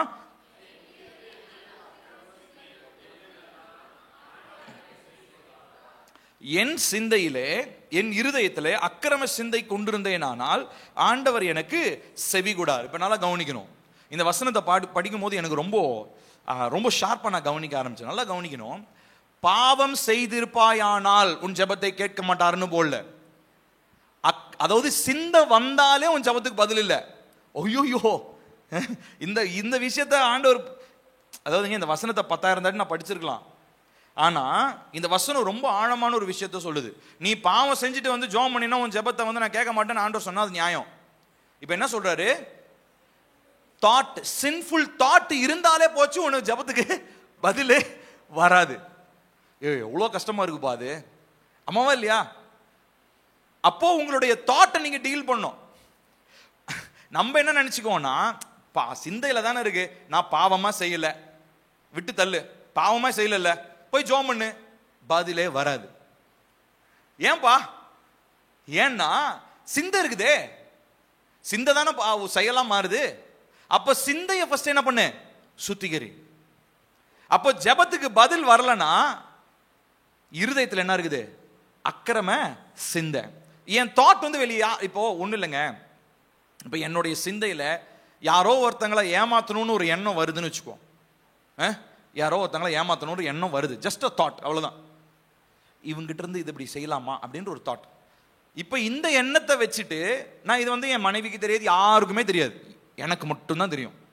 நான் இதை வச்சுட்டு, அன்புள்ள ஆண்டவரே, இப்ப நான் ஒருத்தருக்காக ஜெபம் பண்ணும்போது இவங்களுக்காக இவர்களுடைய காரியங்களை நீர் சுகமாக்கும் அப்படின்னா, நான் ஏதோ ஒரு XYZ யாரோ ஒருத்தனா ஜெபம் பண்ணிட்டு போக வேண்டியதான். என் ஜெபத்துக்கு ஒண்ணுமே நடந்திருக்காது, கூட நகர்ந்திருக்காது, ஒரு கொசு கூட ஓடி இருக்காது. ஆனா என்னிடத்துல என்ன இருந்திருக்கணுமா? தெளிவு, பரிசுத்தமான சிந்தனை இருந்துட்டு, நான் ஒருத்தங்களுக்காக இல்ல, நான் எனக்கு ஜெபம் பண்ணாலும் சரி, நான் ஒருத்தங்களுக்காக ஜெபம் பண்ணாலும் சரி, என்னுடைய தாட்ல, என்னுடைய சிந்தனையில ஒரு சுத்திகரிப்பு இருக்கணும். நம்ம என்ன நினைச்சுக்குவோம்? பாவம் செஞ்சாதானே. நம்ம இந்த வசனத்தை ஒண்ணு எடுத்துக்குவோம், கோவப்பட்டாலும் பாவம் செய்யாதிருங்கள், அதனால பாவம் செஞ்சாதான் பிரச்சனை, கோவப்பட்டா பிரச்சனை கிடையாது. அதே பைபிள்ல தான் இந்த வசனமும் இருக்குது. என்ன வசனம்? அக்கிரம சிந்தை இருந்துச்சுன்னா உன் ஜெபத்துக்கு பதில் வராது. அப்போ தாட், அதாவது வேர் முதல்ல. அதனாலதான் இயேசுப்பா வந்து தாட்டை டீல் பண்ணாரு. அங்க பழைய ஏற்பாட்டுல விபச்சாரம் பண்ணா பாவம், இங்க என்னன்னு சொன்னாரு? இச்சையோட பார்த்தாலே பாவம். அங்க கொலை பண்ணா பாவம், இங்க ஒருத்த மேல கோவப்பட்டாலே பாவம். நான் சொல்றது புரியுதுங்களா? சோ ஜீசஸ் என்ன பண்ணாருன்னா ரூட்டுக்கே போயிட்டாரு, டீப்பா போயிட்டாரு, ஆழமா போயிட்டாரு. அவர் சொன்ன டீச்சிங்ஸ் எல்லாம், அதனாலதான் நிறைய பேர் என்ன சொன்னாங்க, எப்பா இவர் சொல்ற டீச்சிங் எல்லாம் முடியலப்பா, ரொம்ப கஷ்டமா இருக்குது அப்படின்னு சொல்லிட்டு அவருடைய உபதேசங்களை விட்டுட்டு போயிட்டாங்க நிறைய பேர். அப்போ நம்ம ஒரு காரியத்தை புரிஞ்சுக்கணும், என்ன அப்படின்னா, இந்த இருதயத்துல அக்கிரம சிந்தை இருக்கும்போது நமக்குள்ள அது என்ன பண்ணும்னா, நல்லா கவனிக்கணும். இப்ப இந்த அக்கிரம சிந்தைனால கர்த்தர் எனக்கு பதில் தர மாட்டார்ன்றது ரெண்டாவது. ஆனா விஷயம்னா, நான் ஜெபிக்கும் போது எனக்குள்ள இந்த குற்ற உணர்ச்சி ஏற்படுத்தும். இப்ப நான் சொன்னேன் இல்லைங்களா, ஒருத்தங்களை வந்து ஏமாத்தணும்னு ஒரு எண்ணம் எனக்குள்ள இருந்துச்சுன்னா நான் ஏமாத்திருக்க மாட்டேன், அது என் தாட்டா இருக்கும். ஆனா நான் ஜெபிக்கும் போது, சரி இப்போ ஒன்னு எக்ஸாம்பிள் சொல்றேன். இப்ப ஜேம்ஸ் இருக்கிறார், ஜேம்ஸ் கிட்ட இருந்து அவருடைய ஃபோனை வந்து நான் திருடணும்னு நினைக்கிறேன்னு வச்சுக்கோங்களேன். நினச்சிருக்கேன், ஃபோனே இல்லை பாவம், ஜோம் பண்ணுங்க, அவன் ஆண்டு ஒரு புது ஃபோன் தரணும். இப்போ அவனுடைய ஃபோனை வந்து நான் ரொம்ப அழகான ஃபோன் வச்சுருக்கான், அதை நான் எடுக்கணும்னு சொல்லி எனக்கு ஒரு எண்ணம் வந்துச்சு. ரொம்ப அழகான ஃபோனாக இருக்குது, இந்த ஃபோனை நம்ம நினச்சா கூட வாங்க முடியாது, பேசாமல் எடுத்துடலாம். இப்போது அதே ஜேம்ஸ் என்கிட்ட மாமா எனக்காக ஜோம் பண்ணுங்க மாமா அப்படின்னு வந்தானா எனக்குள்ள என்ன வரும் சொல்லுங்க? ஃபோன் தான் ஞாபகம் வரும். ஃபோன் ஞாபகம் வரதை விட இவனுடைய ஃபோனை ஆட்டையை போடணும்னு நினைச்சோம். ஆனால் இவனே வந்து இப்போ என்ன கேட்குறான், ஜோம் பண்ணுங்கன்றான. இவனுக்காக எப்படி நான் ஜோம் பண்ணுறது? நான் சொல்றது புரியுதுங்களா உங்களுக்கு? ஸோ இந்த தாட் தான், இது வந்து வெளியில் செயல்பாடாக வரலைங்க. நான் அவன் ஃபோனை எடுக்கல, நான் எதுவுமே பண்ணல. ஆனால் என்னுடைய ஜபத்திற்கு, நான் அவனுக்கு செய்கிற ஜபத்திற்கு இந்த எண்ணம் என்னவா மாறிடுச்சு? ஒரு தடையாக மாறிடுச்சு. ஒரு குற்ற உணர்ச்சியை எனக்குள்ள ஏற்படுத்திருச்சு. அதனால என் ஜபத்துக்கு கண்டிப்பா என்ன வராது? பதில் வர முடியாது. ஸோ ஒன்று அக்கிரம சிந்தை இருந்துச்சுன்னா பதிலும் வராது. இன்னொன்று அக்கிரம சிந்தை இருந்ததுன்னா குற்ற உணர்ச்சியோடய நான் மாட்டிக்குவேன், அப்படியே ஸ்டக் ஆயிடுவேன். அடுத்த நிலைமைக்கு, அடுத்த லெவலுக்கு, தேவனுடைய இருக்கிற அடுத்த லெவலுக்கு என்னால் என்ன பண்ண முடியாது? போக முடியாது. ஸோ இதை பிசாசானவன் என்ன பண்ணிடுவான்னா நித்தமும் என்னுடைய வாழ்க்கையில குற்ற உணர்ச்சியை கொண்டு வந்து கொடுத்துக்கிட்டே இருப்பான். கவனிச்சிருக்கோமா இல்லையா? ஜெபிக்கிற நேரத்தில் அநேகம் பேர் போராடுற ஒரு பெரிய போராட்டம் என்ன தெரியுமா? குற்ற உணர்வு. ஆமாவா இல்லையா? ஏன்னா பிசாசுக்கு பேர் என்னதான்? இரவும் பகலும் ஓயாமல் சகோதரர் மேல் குற்றம் சாட்டுகிறவன் தாழ விழுந்து போனானே. நம்ம வெளிப்படுத்துற விசேஷம் 12வது அதிகாரத்தில் வாசிக்கிறோம். பிசாசை பத்தி போட்டிருக்கு. பிசாசுக்கு ஒரு பேர் என்ன? குற்றம் சாட்டுகிறவன். he is the accuser of the brethren அப்படின்னு இருக்குது. அப்படின்னா என்ன அர்த்தம்? இரவும் பகலும் குற்றம் சாட்டிக்கிட்டே இருப்பான். பில்லி சரியில்லை, பில்லி சரியில்லை, பில்லி யோக்கியமானவனா. ஆனா பில்லி யாருன்றது ஏசப்பாக்கு தெரியும். ஆனா பில்லியை வந்து நல்லா கவனிச்ச வரைக்கும், பில்லியை சின்ன வயசுல இருந்து பிசாசு பார்த்துக்கிட்டு இருக்கிறான், குழந்தையில இருந்து பார்க்கறான். அதுக்கு முன்னாடி இருந்தே அவன் என்ன பண்ணிட்டு இருக்கிறான்? கண்காணிச்சுக்கிட்டு வரான். அப்போ பில்லியை பத்தி நித்தமும் மேல என்ன நடந்துகிட்டே இருக்கும்?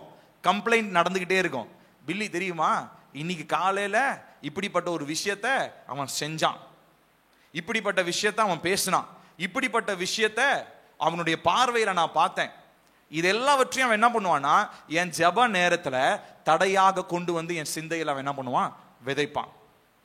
அப்போ இதுதான் நம்முடைய வாழ்க்கையில ஜெபத்திற்கு பதில் வர முடியாததற்கு தடையாக இருக்கிறது. ஆனால் அடுத்த வசனம் பாருங்க, 19. இதுல நான் போடல. ஓகே, 66 19 இந்த 18 இந்த வசனம் இருக்கு. இருதயத்தில் அக்கிரம சிந்தை கொண்டிருந்தேனால் ஆண்டவர் எனக்கு செவி கொடார். 19 தாவீதுக்கு வந்து ஒரு பதில் வந்துருச்சு. ஆனா மெய்யாய் தேவன் எனக்கு செவி கொடுத்தார், என் ஜெபத்தின் சத்தத்தை கேட்டார். அப்படின்னா என்ன அர்த்தம்?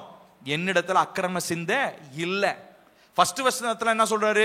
அக்கிரம சிந்தை இருந்தா ஜெபத்துக்கு பதில் வராதுன்னு சொன்னாரு. இப்ப சொல்றாரு என் ஜெபத்துக்கு பதில் வந்துச்சு. அப்படின்னா என்ன அர்த்தம்? அக்கிரம சிந்தை இல்லை, நான் பரிசுத்தமாக்கப்பட்டேன் அப்படின்னு சொல்றாரு. சரிங்களா? சோ 4வது நாம் பார்த்த காரியம் என்னதுங்க? நாம் தேவனிடத்திலே தைரியமாய் சேர வேண்டும். 5வது நாம் பார்க்க வேண்டியது நமக்கு சரியான நோக்கங்கள் இருக்க வேண்டும். we should have the right motive. ஜெபிக்கும் போது சரியான நோக்கமுடையவர்களாக நாம் ஜெபிக்க வேண்டியது அவசியமாக இருக்கிறது. நம்ம எல்லாருக்கும் தெரிஞ்ச ஒரு வசனம் தான், அது நான் சைட்ல இல்ல, கவனிங்க. சாமுவேல் கிட்ட ஆண்டவர் சொன்னாரு, ஒரு ராஜாவை நான் என்ன பண்ண போறேன்? இஸ்ரவேலுக்காக ஏற்படுத்த போறேன். முதல்ல ஏற்படுத்தின சவுல் வந்து மக்களாலேயே ஏற்படுத்தப்பட்டான். தேவன் தான் சொன்னாரு. ஆனா மக்களுடைய விருப்பத்தின்படியும் வந்த மனுஷன். ஆனா இருதயத்திற்கு ஏற்றவனா தெரிந்து கொள்ளப்பட்டவன் யாரு? தாவீது. இப்போ இந்த தாவீது என்ன பண்றான்னா, தாவீதை அபிஷேகிக்கும்படி யார் அனுப்புறா? கர்த்தர் சாமுவேல் அனுப்புறார். சாமுவேல் அவங்க வீட்டுக்கு அனுப்பின உடனே அவங்க வீட்டுல நிறைய ஆம்பளை பசங்க இருக்காங்க. வரிசையா ஒருத்தனா வரான். சாமுவேல் யோசிச்சு, வாட்ட சாட்டமா இருக்கிறானே இவனும், ஏன்னா சவுல் மாதிரி இவனும் உயரமா இருக்கிறான், இவன் நல்லா ஆளு ஆம்ஸ்லாம் பயங்கரமா இருக்குது, இவனும் பயங்கரமா சண்டை போடுறவனா இருப்பானோ, இப்படிலாம் யோசிக்கிறாரு. இவன் ஒவ்வொரு ஆளா யோசிக்க ஆண்டவருக்கே டென்ஷன் ஆயிடுச்சு. ஆண்டவர் சொல்றாரு, டேய் யோசிக்கிறத நிறுத்து. ஏன்னா உன் யோசனையின்படி நான் செயல்பட போறதில்லை. ஏன்னா நீ என்னத்தை பாக்குற? மண்டை, மூஞ்சி, உயரம், ஆம்ஸ், செஸ்ட், இதை தான் நீ பாக்குற. ஆனா நான் இதை பாக்குறேன், இருதயத்தை பாக்குறேன். இப்ப நல்லா கவனிக்கணும். இருதயத்தினுடைய நினைவுகளை கர்த்தர் அறிந்திருக்கிறார். நம்முடைய இருதயத்தின் நினைவுகளை அவர் அறிந்ததுனாலதான் நம்மளுடைய ஜபங்கள் எப்படிப்பட்டதா இருக்கணும்ன்றது நம்முடைய இருதயத்தின் நினைவுகள் தான் நிர்ணயிக்குது. So if you have the right motive, உங்க இருதயத்துல சரியான எண்ணம் உடையவங்களா நீங்க ஜெபம் பண்ணீங்கன்னா உங்களுடைய ஜெபத்திற்கு நிச்சயமாக பதில் வரும். வாசிப்போம் யாக்கோபு 4வது அதிகாரம் 2-3 வசனங்கள் சேர்ந்து வாசிப்போம். நீங்கள் இச்சித்தும் உங்களுக்கு கிடைக்கவில்லை.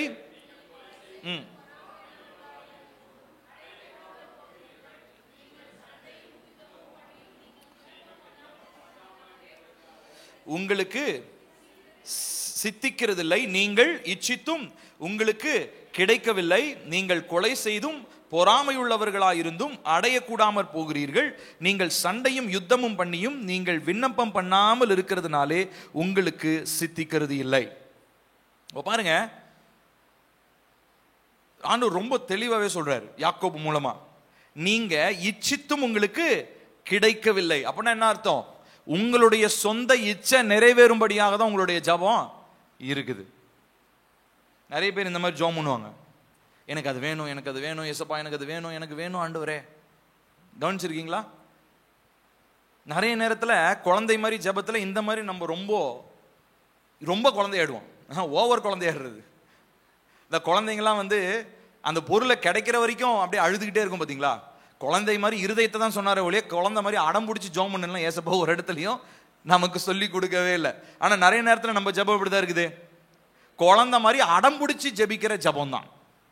நம்ம எல்லாருமே நம்ம வீட்டில் நம்ம குழந்தைகளா இருக்கும்போது நம்ம அப்படிதான் பண்ணியிருப்போம். நம்ம வீட்டில் இருக்கிற குழந்தைங்களை என்ன பண்ணுவாங்க, அந்த விஷயம் கிடைக்கிற வரைக்கும் அந்த விஷயம் நீங்க வேற 10,000 விஷயம் கொடுத்தாலும் அவங்க சொன்ன அந்த ஒரு விஷயம் கிடைக்கிற வரைக்கும் என்ன பண்ணுவாங்க, அவங்க அழுதுகிட்டே இருப்பாங்க. ஸோ குழந்தைய போல நைன்னு அழுறதுக்காக ஏசப்பா குழந்தை விசுவாசத்தை பத்தி சொல்லல, எளிமையான விசுவாசத்தை பத்தி நான் உங்களுக்கு சொன்னேன் இல்லையா? ஞாபகம் இருக்கு இல்லையா?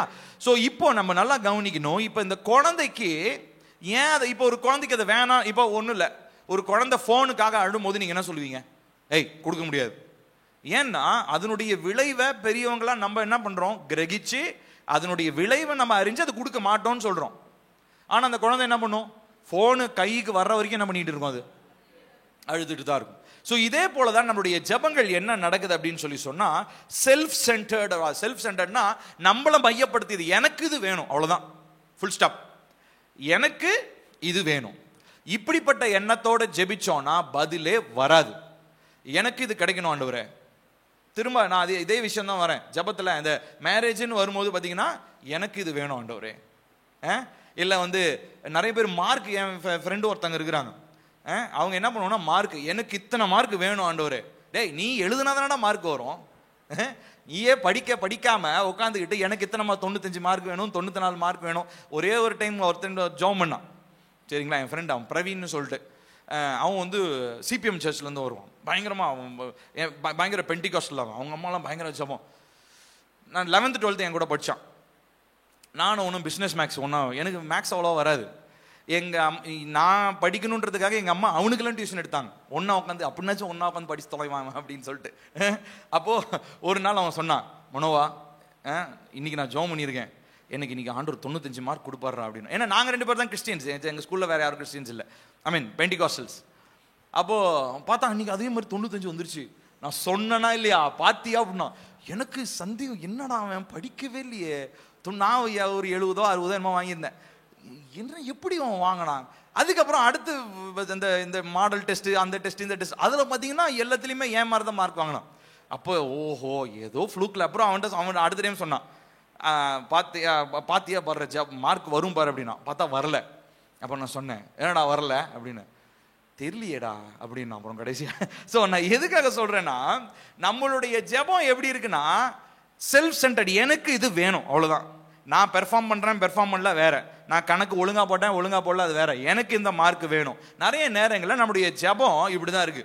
அந்த காலத்தில் படிக்கிற காலத்தில் மார்க் தான் பெருசாக இருந்துச்சு. இன்னைக்கு யோசிச்சிட்டிங்கன்னா, இன்னைக்கு நமக்கு ஒரு பொருளாதாரமாக இருக்கலாம், இல்லை ஒரு உறவாக இருக்கலாம், இந்த மாதிரி காரியங்களை நம்ம செல்ஃப் மோட்டிவா, அதாவது செல்ஃப் சென்டர்டாக நம்ம இருக்கும்போது நம்மளுடைய வாழ்க்கையில் ஜெபத்திற்கு பதில் வருவதில்லை. வாசிப்போம், யோவான் 14:13 நம்ம வாசிக்கிறோம், நீங்கள் என் நாமத்தினாலே எதை கேட்பீர்களோ குமாரனில் பிதா மகிமைப்படும்படியாக, அந்த வார்த்தை அண்டர்லைன் பண்ணிக்கோங்க, மகிமைப்படும்படியாக அதை செய்வேன். இப்ப எதை கேட்டாலும் செய்வேன் ஏன் செய்ய மாட்டேன்றாரு? ஏன்னா நீ கேட்கறது எதுவுமே பிதாவுக்கு மகிமை தர்றது கிடையாது. நான் சொல்றது புரியுதுங்களா? நீங்க ஜெபம் பண்ணி ஒரு விஷயம் உங்களுக்கு நடக்கலன்னா நீங்க ஃபர்ஸ்ட் கேட்டு பார்க்கணும், இந்த விஷயம் நடந்தா இதுல தேவனுக்கு என்ன மகிமை போக போகுது. நான் சொல்றது புரியுதா உங்களுக்கு? நீங்களே உங்க ஜெபத்துக்கு முன்னாடி ஒரு கேள்வி கேட்டுக்கணும், நான் இப்படி ஜெபிக்கிறனால பிதாவானவருக்கு என்ன மகிமை உண்டாகுது. பிதாவானவர், இப்போ உதாரணத்துக்கு நம்ம சபையினுடைய எழுப்புதலுக்காக ஜெபம் பண்றோம், கரெக்டா? சபையினுடைய எழுப்புதலுக்காக நம்ம ஜெபம் பண்ணும்போது அதுல கர்த்தர் பிதாவானவர் மகிமை அடைவாரா? 100%. பிதாவினுடைய மகிமைக்காக தான் இதை செய்யறோம். சிமிர்னா சர்ச்சு பெருசாகணும், கட்டணும், இல்ல ஆட்கள் பெருசாகணும், இல்ல வந்து இப்படி ஆகணும் அப்படி ஆகணும் அப்படின்ற அந்த பெயர் பிரஸ்தாபத்துக்கு இல்ல, கர்த்தருடைய நாமம் மகிமை அடையணும். அப்போ எல்லா காரியத்திலையுமே, அதனால தான் பவுல் கூட சொல்றாரு, நீங்க புசித்தாலும் குடித்தாலும் எதை செய்தாலும் தேவனுடைய மகிமைக்காகவே நீங்கள் செய்யுங்கள் அப்படின்னு சொல்லி ஆண்டவராகிய பிதாவாகிய தேவன் பவுல் மூலமாக பேசுகிறத நம்ம பார்க்கிறோம். அப்போ right motive for praying is that the answer may bring glory to God. அப்ப நம்மளுடைய சரியான நோக்கம் என்னவா இருக்கணும்னா, கர்த்தருடைய நாமத்திற்கு மகிமை தருகிறதா, இந்த ஜெபத்திற்கான பதில் கர்த்தருக்கு மகிமை தருகிறதா அப்படின்னு சொல்லி நம்ம ஆராய்ந்து பார்க்க வேண்டும். சரி, இதுக்கு அப்படியே ஆப்போசிட்டா ஒரு கேள்வி இருக்கு. கர்த்தருடைய நாமத்திற்கு மகிமை தராதது என்ன? சொல்லுங்களேன். கர்த்தருடைய நாமத்துக்கு மகிமை வரலனா அது ஆப்வியஸா எதுக்கு மகிமை வரும்? செல்ஃப், சுயத்திற்கு மகிமை வரும். சுயத்துக்கு மகிமை வந்தா என்னால நிலநிற்க முடியாது, தலகணம் பிடிச்சிரும், ஹெட் வெயிட் ஆயிடும் ஓவரா. சொல்லுவாங்களா ஏதாவது டே தலகணம் பிடிச்சி ஆடாதரா அப்படின்னு திட்டுவாங்களா இல்லையா? எதனால? ஏன்னா அவன் செய்யறது எல்லாமே தனக்காகவே என்ன பண்ணிட்டு இருக்கிறான்? செய்து கொண்டிருக்கிறான். தன்னுடைய சுயத்தை திருப்தி செய்யும்படி அவன் செய்து கொண்டிருக்கிறான். அப்போ ஜெபத்துல நம்ம தேவனுடைய மகிமைக்காக ஜெபிக்க வேண்டும். சோ அதுதான் ரொம்ப பிரத்யேகமானது. சோ சரியான நோக்கமுடையவர்களா இருக்க வேண்டும். ஆறாவதா ரொம்ப முக்கியமானது, நம்ம எல்லாருக்கும் கஷ்டமானது ஒரு விஷயம் என்னன்னா, மன்னிக்க முடியாதவர்களையும் மன்னித்தால்தான் ஜெபத்திற்கு பதில் வரும். திரும்ப சொல்றேன், மன்னிக்க முடியாதவர்களையும் மன்னித்தால் மாத்திரமே ஜெபத்திற்கு பதில் வரும். Unless and until you forgive those who have hurt you. உங்களை காயப்படுத்தி இவங்களெல்லாம் நான் மன்னிக்கவே முடியலப்பா அப்படின்னு நீங்க சொல்றீங்க பாத்தீங்களா, அவங்கள தான் நீங்க மன்னிக்கணும். அவங்கள நீங்க மன்னிக்கலன்னா உங்களுடைய ஜெபத்துக்கு பதில் வராது. மத்தேயு 6:12 வாசிப்போம். எங்கள் கடனாளிகளுக்கு நாங்கள் மன்னிக்கிறது போல எங்கள் கடன்களை எங்களுக்கு மன்னியும். அப்போ நாங்க எங்களுக்கு பாவம் செஞ்சவங்களை என்ன பண்றோம்? மன்னிக்கிறோம். அதனால எங்க பாவங்களை நீங்க எனக்கு மன்னிங்க. அப்ப என் பாவத்தை மன்னிங்கன்னா ஃபர்ஸ்ட் நீங்க ஆராய்ஞ்சு பார்க்கணும், யார் மேலாம் இன்னும் கோபத்தோடையும் கசப்போடையும் இருக்கிறேன்னு சொல்லி நம்ம ஆராய்ந்து பார்க்கணும். இருந்துச்சுன்னா நீங்க உடனே அவங்கள மன்னிக்கணும். மன்னிக்கிறேன்னு சொல்லிட்டு வீட்டுக்குள்ளே உட்காரது இல்லை, அவங்களோட போய் நேரா பேசி ஒப்புரவாகி அதுக்கப்புறமா வந்து என்ன பண்ணுங்க, உங்களுடைய பாவங்களை அறிக்கை செய்யுங்க. உங்களுடைய பாவங்களுக்கு கர்த்தர் மன்னிப்பு தர உண்மை உடையவராக இருக்கிறார். ஸோ திரும்ப அதை தான் சொல்றேன், இது அன்பு மாதிரி தான், இதுவும் லவ் மாதிரி தான். Forgiveness is not an emotion, it is a decision. மன்னிக்கணும் அப்படின்றது இது உணர்ச்சி இல்லை. அவன் வந்து எனக்கு பிடிச்ச மாதிரி இருந்தானா அவனை நான் மன்னிப்பேன், எனக்கு பிடிக்காத மாதிரி அவன் இருந்தானா அவனை மன்னிக்க மாட்டேன். இது என்னது? இது விளையாட்டா? இல்ல. இது உணர்ச்சியின் அடிப்படையா? இல்ல. இது ஒரு தீர்மானம். ஏன்னா ஏன் ஜெபம் கேட்கப்படணும்னா நான் இவங்களை மன்னிக்கணும். இவங்க செஞ்ச காயம் ரொம்ப கொடியதுதான், இவங்க எனக்கு செஞ்ச ஏமாற்றம் ரொம்ப பெருசுதான், யாருமே இந்த துரோகத்தை சகிக்க முடியாதுதான். ஆனாலும் ஏசப்பா என்னை மன்னிச்ச மாதிரி நான் இவங்களை மன்னிக்கிறேன், அதனால நான் மன்னிப்பை பெற்றுக்கொள்கிறேன். நல்லா கவனிக்கணும், நான் இவங்களை மன்னிக்கிறேன், அதனால தேவனுடைய சமூகத்தில் மன்னிப்பை நான் பெற்றுக்கொள்கிறேன். ஸோ நான் அவங்கள மன்னிக்கணும், கர்த்தருடைய சமூகத்தில் மன்னிப்பை பெற்றுக்கொள்றேன், அப்போ என்னுடைய ஜெபம் கேட்கப்படுகிறதா இருக்கிறது. ஹல்லேலூயா. அடுத்து ஏழாவதா, பரிசுத்த ஆவியானவராலே இயக்கப்பட்ட ஜெபங்கள். Be directed by the Holy Spirit. நம்முடைய ஜெபம் பரிசுத்த ஆவியானவராலே இயக்கப்பட்டதா இருக்கணும். அதனாலதான் ஆவியில நிரம்பி ஜெபிக்கிற ஜெபங்களை நம்ம என்ன பண்றோங்க, முக்கியத்துவப்படுத்துறோம். ஆவியில நிரம்பி ஜெபிக்கும் போது, நான் ஏற்கனவே உங்களுக்கு இந்த 100 நாட்கள் ஆரம்பிக்கிறதுக்கு முன்னாடி நான் சொன்னேன், ஞாபகம் இருக்கான்னு தெரியல, கவனிச்சிங்களான்னு தெரியல, இன்னொரு நாள் அதை பத்தி நான் தனியா உங்களுக்கு நான் சொல்றேன், ஆவியில நிரம்பி ஜெபிக்கிறதுனுடைய அத்தியாவசியத்தை. அப்போ இந்த ஆவியில நிரம்பி ஜெபிக்கிற ஜெபம் ரொம்ப முக்கியமானது. இந்த ஆவியில நிரம்பி ஜெபிக்கும் போது நல்லா கவனிக்கணும். ஒருவேளை நீங்க சொல்லலாம், எனக்கு இன்னும் இந்த அபிஷேகம் கிடைக்கலப்பா, ரொம்ப ஈஸி தான், ரொம்ப ரொம்ப ஈஸி. நீங்க காத்திருந்து ஜெபம் பண்ணுங்க, கர்த்தர் நிச்சயமா உங்களுடைய நாவின் கட்டுகளை அவிழ்ப்பார். ஏன்னா இது வந்து ஆவியின் வரங்கள் இல்லை. ஏசப்பா ஆவியின் வரங்களை பத்தி பேசல. ஏன்னா ஏசப்பாவே மார்க்கு கடைசி 16வது அதிகாரத்தினுடைய கடைசி வசனத்துல பாத்தீங்கன்னா, நவமான பாஷைகளை பேசுவீர்கள்னு சொன்னார். நிறைய நேரத்தில் ஸ்பீக்கிங் இன் டங்ஸ், அந்த அந்நிய பாஷையில் பேசுறத இந்த பெந்தேகோஸ்தேக்காரங்களுக்கு உரியதுன்னு முத்திரை போட்டு தனியாக ஒதுக்கி வச்சுட்டானுங்க. நிறைய மெயின் லைன் சர்ச்சஸ், இந்த சிஎஸ்ஐ, இந்த கேத்தலிக்ஸ்லாம் வந்து சும்மா லபலபான்னு வளருவீங்களா அந்த கூட்டமா நீங்க அப்படின்னுவாங்க. அவன் என்னமோ வேணா வளரிட்டு போட்டான். ஆனால் ஜீசஸ் அதை சொல்லியிருக்கிறார், அவ்வளோதான், ஃபுல் ஸ்டாப். பவுல் சொல்றது, பவுல் கூட மனுஷன் தாங்க, ஆனால் ஜீசஸ் அதை பற்றி சொன்னார். நீங்கள் என்ன பண்ணுவீங்க? நவமான பாஷைகளை பேசுவீர்கள். அந்த வார்த்தை எக்ஸாக்டா ஏசப்பா சொன்னார். யார் பேசுவாங்கன்னு சொல்லியிருக்காரு தெரியுமா? அவரை பின்பற்றவங்க எல்லாரும் பேசுவாங்க. ஸோ ஒரு 10 பேர் கொடுப்பேன், 20 பேர் கொடுக்க மாட்டேன்னு சொல்ல, எல்லாருக்கும் அந்த அதிகாரம் உண்டு, எல்லாருக்கும் அந்த அபிஷேகத்தை கர்த்தர் தருவார். நான் உங்களுக்கு ஏற்கனவே சொன்ன மாதிரி அந்நிய பாஷை வெளியில இருந்து உள்ள வர்றது இல்லை, உங்களுக்கு உள்ள இருந்து வெளியே வருது. ஏன்னா ஆவியானவர் எங்க இருக்கிறாரு?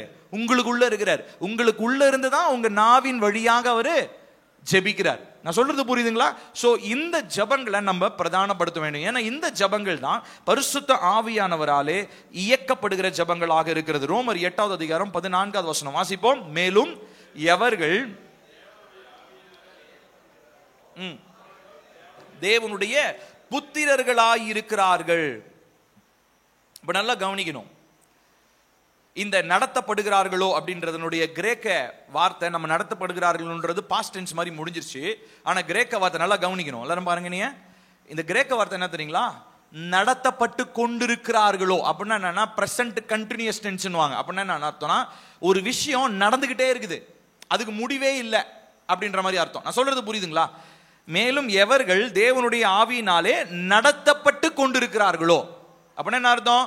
அது ஏற்கனவே ஏதோ ஒரு 10 நாளைக்கு முன்னாடி நடந்து முடிஞ்சது இல்ல, இல்ல நேத்து நடந்து முடிஞ்சது இல்ல, நடந்துகிட்டே இருக்கிறது. இட் இஸ் ஹேப்பனிங், இன்னமும் நடந்துகிட்டே இருக்குது. அவர்கள் தேவனுடைய புத்திரர்களா இருக்கிறார்கள். அப்ப நல்லா கவனிக்கணும். To be with God. So ஆவியானவரோடு இணைஞ்சி, ஆவியானவர் நமக்குள்ள இருந்து அவருடைய தேவனுடைய புத்திரர்களாய், மேலும் தேவனுடைய ஆவியினாலே நடத்தப்பட்டே இருக்கு. அப்போ ஒவ்வொரு நாளும் நம்மளுடைய லைஃப், நம்முடைய பேச்சு, நடை, உடை, செயல்பாடு எல்லாமே யார்தான் இயக்கணும்? யார்தான் நடத்திக்கிட்டே இருக்கணும்? பரிசுத்த ஆவியானவர் தான் நம்மளை இயக்கணும். அவர் தான் நம்மளை நடத்தணும். அவர் நடத்தும் போது நம்ம யாரா இருக்கிறோமா? தேவனுடைய பிள்ளைகளாக நாம் இருக்கிறோம். அப்ப தேவனுடைய பிள்ளைகளா இருந்தோம்னா நமக்கு என்ன கிடைக்கும்? நிச்சயமா நம்ம ஜெபத்துக்கு பதில் உண்டு.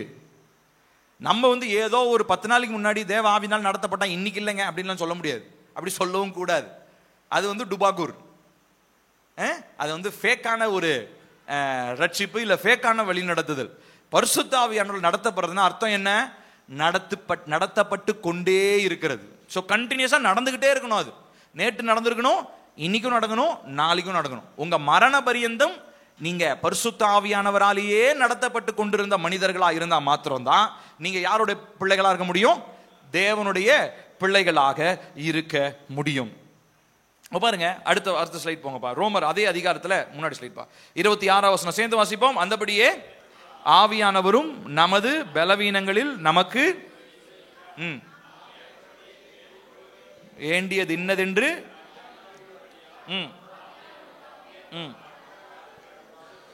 நமக்காக வேண்டுதல் செய்கிறார். ஆவியானவர் தேவனுடைய சித்தத்தின்படியே பரிசுத்தவான்களுக்காக வேண்டுதல் செய்கிறபடியால் இருதயங்களை ஆராய்ந்து பார்க்கிறவர் ஆவியின் சிந்தை இன்னதென்று அறிவார். போதும். பாருங்க, ஆவியானவர் என்ன பண்றாருங்களா? வாக்கு கடங்காத பெருமூச்சுகளோடு ஆவியானவர் தாமே பெருமூச்சுகள் நமக்காக வேண்டுதல் செய்கிறார். அப்ப சரியான ஜபம் நம்மளால செய்ய முடியுமா? பெர்ஃபெக்டான பிரேயர் பண்ணணுங்க அப்படின்னு உங்களால பண்ண முடியுமா? முடியாது. அதுக்கு தான் நமக்கு யார் தேவை? இப்ப இந்த ரெகுலரா இப்ப இந்த 98 நாட்கள் பார்க்கறவங்களுக்கு தெரியும், நம்ம ஒவ்வொரு தலைப்பை வச்சு என்ன பண்றோம்? அதை நம்ம ஜோம் பண்றோம். அதுல பாத்தீங்கன்னா பிரேயிங் த பெர்ஃபெக்ட் பிரேயர்னு ஒரு தலைப்பு சொல்லி ஒரு நாள் ஜோம் பண்ணோம். 40வது நாளா 30வது நாளும் சரி ஞாபகம் இல்லை. அப்ப பெர்ஃபெக்ட், உலகத்துல பெர்ஃபெக்டான பிரேயர் ஒருத்தர் பண்ணணும்னா அது யாரால தான் முடியும் தெரியுமா? ஆவியானவரால மாத்திரம் தான் முடியும். ஏன்னா நம்ம பிரேயர் பண்ணோம்னா நம்ம இஷ்டத்துக்கு என்ன பண்ணிட்டு இருப்போம்? உளறிக்கிட்டு இருப்போம். எனக்கு ஆண்டவரே அது வேணும், ஆண்டவரே இது வேணும், நம்ம அஜெண்டாலே அது இருக்காது. ஆனா அதெல்லாம் கேட்டுக்கிட்டு இருப்போம். ஆனா ஆவியானவரை நம்ம ஜோம் பண்ண அலோவ் பண்ணிட்டோம்னா அவர் என்ன பண்ணுவாரு?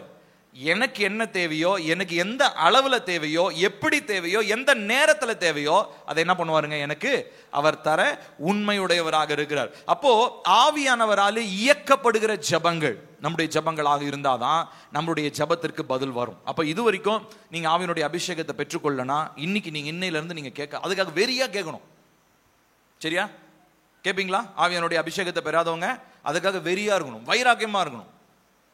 அதாவது எனக்கு ஏசப்பா நீங்க தந்தே ஆகணும். ஏன்னா இது யாருக்கோ எங்கேயோ எல்லாம் கிடையாது, எனக்கு வேணும். ஏன்னா எனக்குள்ள ஆவியானவர் நீங்க இருக்கிறீங்க. இப்ப என்னுடைய நாவின் வழியாக நீங்க செயல்படணும். அந்த நேர்த்தியான உமக்கு பிரியமான ஜெபத்தை நான் செய்யணும். இதற்காக நீங்க வைராக்கியமே ஜெபம் பண்ணுங்க. கர்த்தருடைய நாவின் கட்டுகளை அவிழ்ப்பார். எட்டாவது கடைசியாக சொல்லி முடிக்க போகிறேன். தேவனுடைய வார்த்தையின் அடிப்படையிலே நாம் ஜெபிக்க வேண்டும். ஹல்லேலூயா. 1 பேதுரு 1:4 விதமாய் சொல்லுகிறது, மகா மேன்மையும் அருமையுமான வாக்கு தத்தங்கள் நமக்காக கொடுக்கப்பட்டிருக்கிறது என்று சொல்லி. அப்போ கர்த்தருடைய வார்த்தையினுடைய அடிப்படையில ஜெபிக்க நாம் பழகி கொள்ள வேண்டும். கர்த்தர் உங்களை குறித்து என்ன வார்த்தையை சொன்னாரோ அந்த வார்த்தையை அடிப்படையா வச்சு நீங்க ஜெபிக்க ஆரம்பிக்கணும். சரி, ஒரே ஒரு ஃபைனலா ஒரு கேள்வி கேட்க போறேன், முடிக்க போறேன். 2 minutes 5 minutesல முடிச்சிடுறேன். உலகத்திலேயே நல்லா கவனிக்கணும்.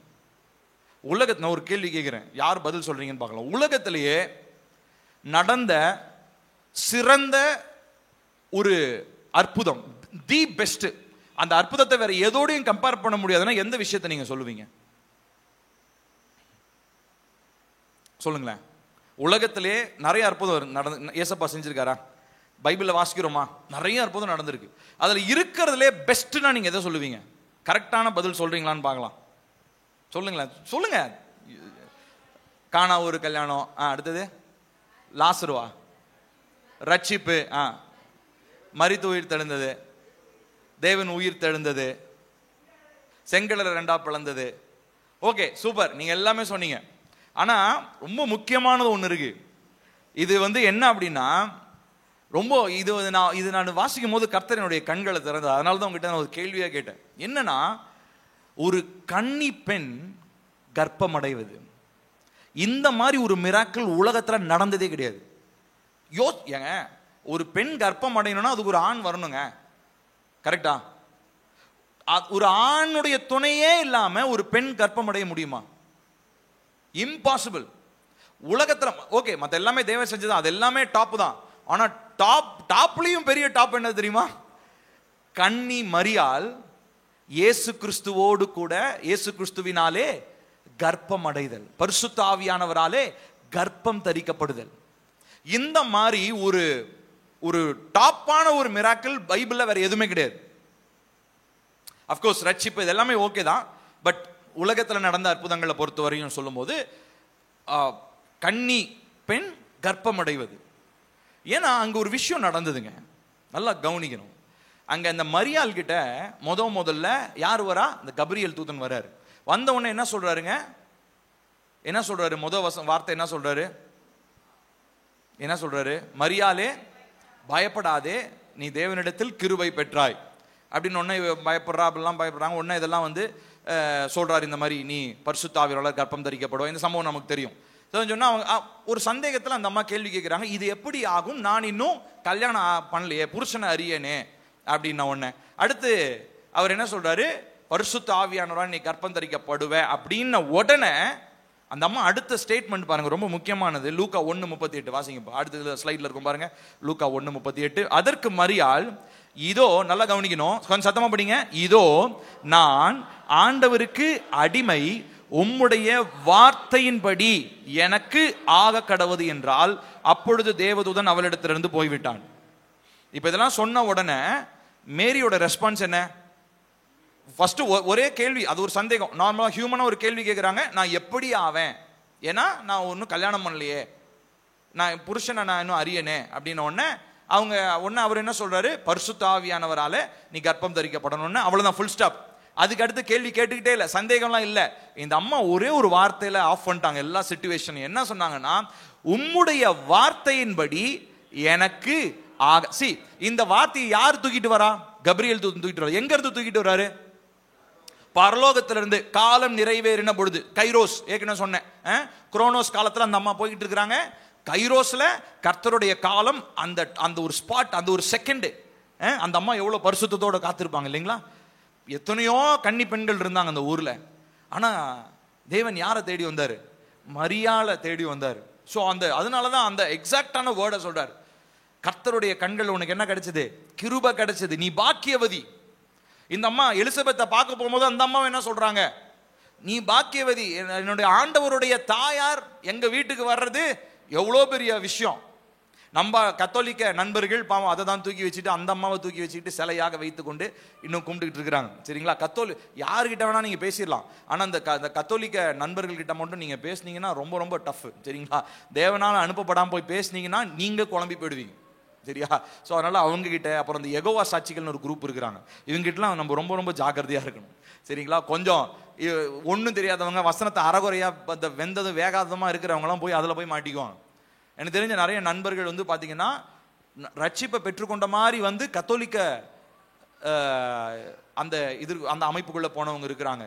இங்க வந்து யெகோவா சாட்சிகளுடைய அமைப்புக்குள்ள போனவங்க இருக்கிறாங்க. காரணம் என்ன தெரியுமா?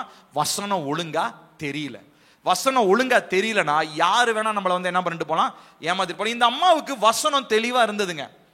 ஏன்னா இந்த அம்மா அவ்வளோ பரிசுத்தவானா இருந்திருந்தானா கண்டிப்பா என்ன பண்ணிருப்பாங்க, மேசியாவுடைய வருகை இந்த அம்மாவை என்ன பண்ணிருப்பாங்க, எதிர்பார்த்திருப்பாங்க. இது அம்மான்னு கூட சொல்ல முடியாது, ஒரு பெண், ஒரு யங் லேடி. அவங்க அம்மானா 40 வயசு 50 வயசு மாதிரி ஆயிடும். யங் லேடி, ஒரு 22 இயர்ஸ்னு வச்சுக்கலாம். 22 இயர்ஸ் ஒரு கேர்ள், யங் கேர்ள். அந்த பெண்ணு பரிசுத்தமா காத்துக்கொண்டு, அது மாத்திரம் இல்ல, ஓல்ட் டெஸ்டமெண்ட்ல இருக்கிற எல்லா வார்த்தைகளும் என்ன பண்ணிருப்பாங்க, அவங்க கண்டிப்பா படிச்சிருப்பாங்க. அவங்களுக்கு தெரியும் கண்டிப்பா யார் பிறக்க போறா, மேசியான்னு ஒருத்தர் பிறக்க போறாரு அப்படின்னு அவங்க எதிர்பார்த்திருந்தாங்க. அந்த எதிர்பார்ப்பு இவங்களுக்கு நடக்கும்னு அவங்க நினைக்கல. ஆனாலும் வந்த உடனே அந்த ஷாக் எல்லாம் அப்படியே உள்ள அப்படியே அப்சர்வ் பண்ணிக்கிட்டு அடுத்த வார்த்தை சொல்றாங்க. ஐயோ அப்படின்னு நம்மளா இருந்தா நம்ம அப்படியே அப்பா தலவு சுத்துது, ஐயோ நானா அப்படின்லாம் நம்ம ஓவர் எக்ஸாஜரேட் பண்ணிருப்போம்னு நினைக்கிறேன். நம்மளா இருந்தா நமக்கு தெரிஞ்ச யாராவது இருந்தா அப்படி ஓவர் எக்ஸாஜரேட் பண்ணியிருப்பாங்க. ஐயோ நானா நம்ப முடியலையே. அந்த அம்மாலாம் எதுவுமே பண்ணல, அமைதலா இருந்தாங்க. அதனாலதான் ஆண்டவர் அவங்களை தெரிந்து கொண்டாங்கன்னு நினைக்கிறேன். என்ன பண்றாங்க அப்படின்னா ஒரே வார்த்தை தான் சொல்றாங்க பாருங்க.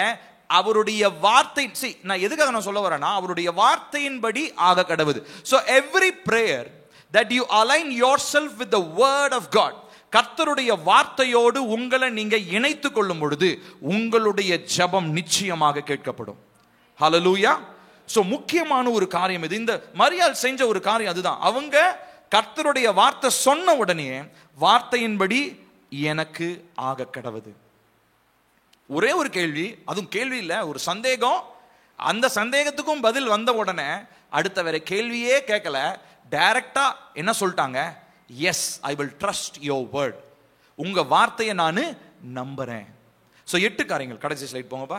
ஸோ 8 காரியங்களை நான் போட்டிருக்கேன். வேணுன்றவங்க கடைசி அது வேணும்னா நீங்க, நான் அது உங்களுக்கு நான் வாட்ஸ்அப் கூட அனுப்புறேன், வேணும்னா நீங்க எழுதிக்கோங்க. முதலாவது பயபக்தியினால் தேவனிடத்தில் சேருங்கள். இரண்டாவதா விசுவாசத்தோடு இருங்கள். மூன்றாவதா இயேசுவின் நாமத்தில் ஜெபியுங்கள். இயேசுவின் நாமத்தில் ஜெபிக்கிறதுல 3 விஷயத்தை சொல்லி கொடுத்திருக்கிறேன். அடுத்து நான்காவதா தைரியமாய் தேவனிடத்தில் சேருங்கள். ஐந்தாவதா சரியான நோக்கம் உடையவர்களாக இருங்கள். ஆறாவதா மற்றவர்களை மன்னியுங்கள். அதாவது மன்னிக்க முடியாதவங்களை கூட மன்னிச்சாதான் ஜெபத்துக்கு பதில் வரும். ஏழாவதா பரிசுத்த ஆவியானவராலே இயக்கப்படுங்கள், பி டைரக்டட், அவர் நமக்குள்ள இருந்து ஆவியில ஜெபிக்கணும். எட்டாவதா தேவனுடைய வார்த்தையின்படி கேளுங்கள். ஹல்லேலூயா.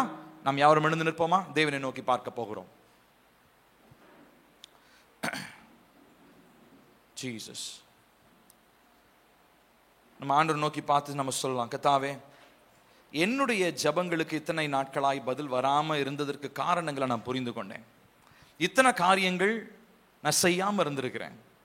நிறைய நேரத்தில் ஏன் சித்தத்தின்படி நான் ஜெபிச்சிருக்கிறேன், நிறைய நேரங்களில் ஏன் விருப்பத்தின்படி நான் ஜெபிச்சிருக்கிறேன், அதனால எனக்கு பதில் வரல.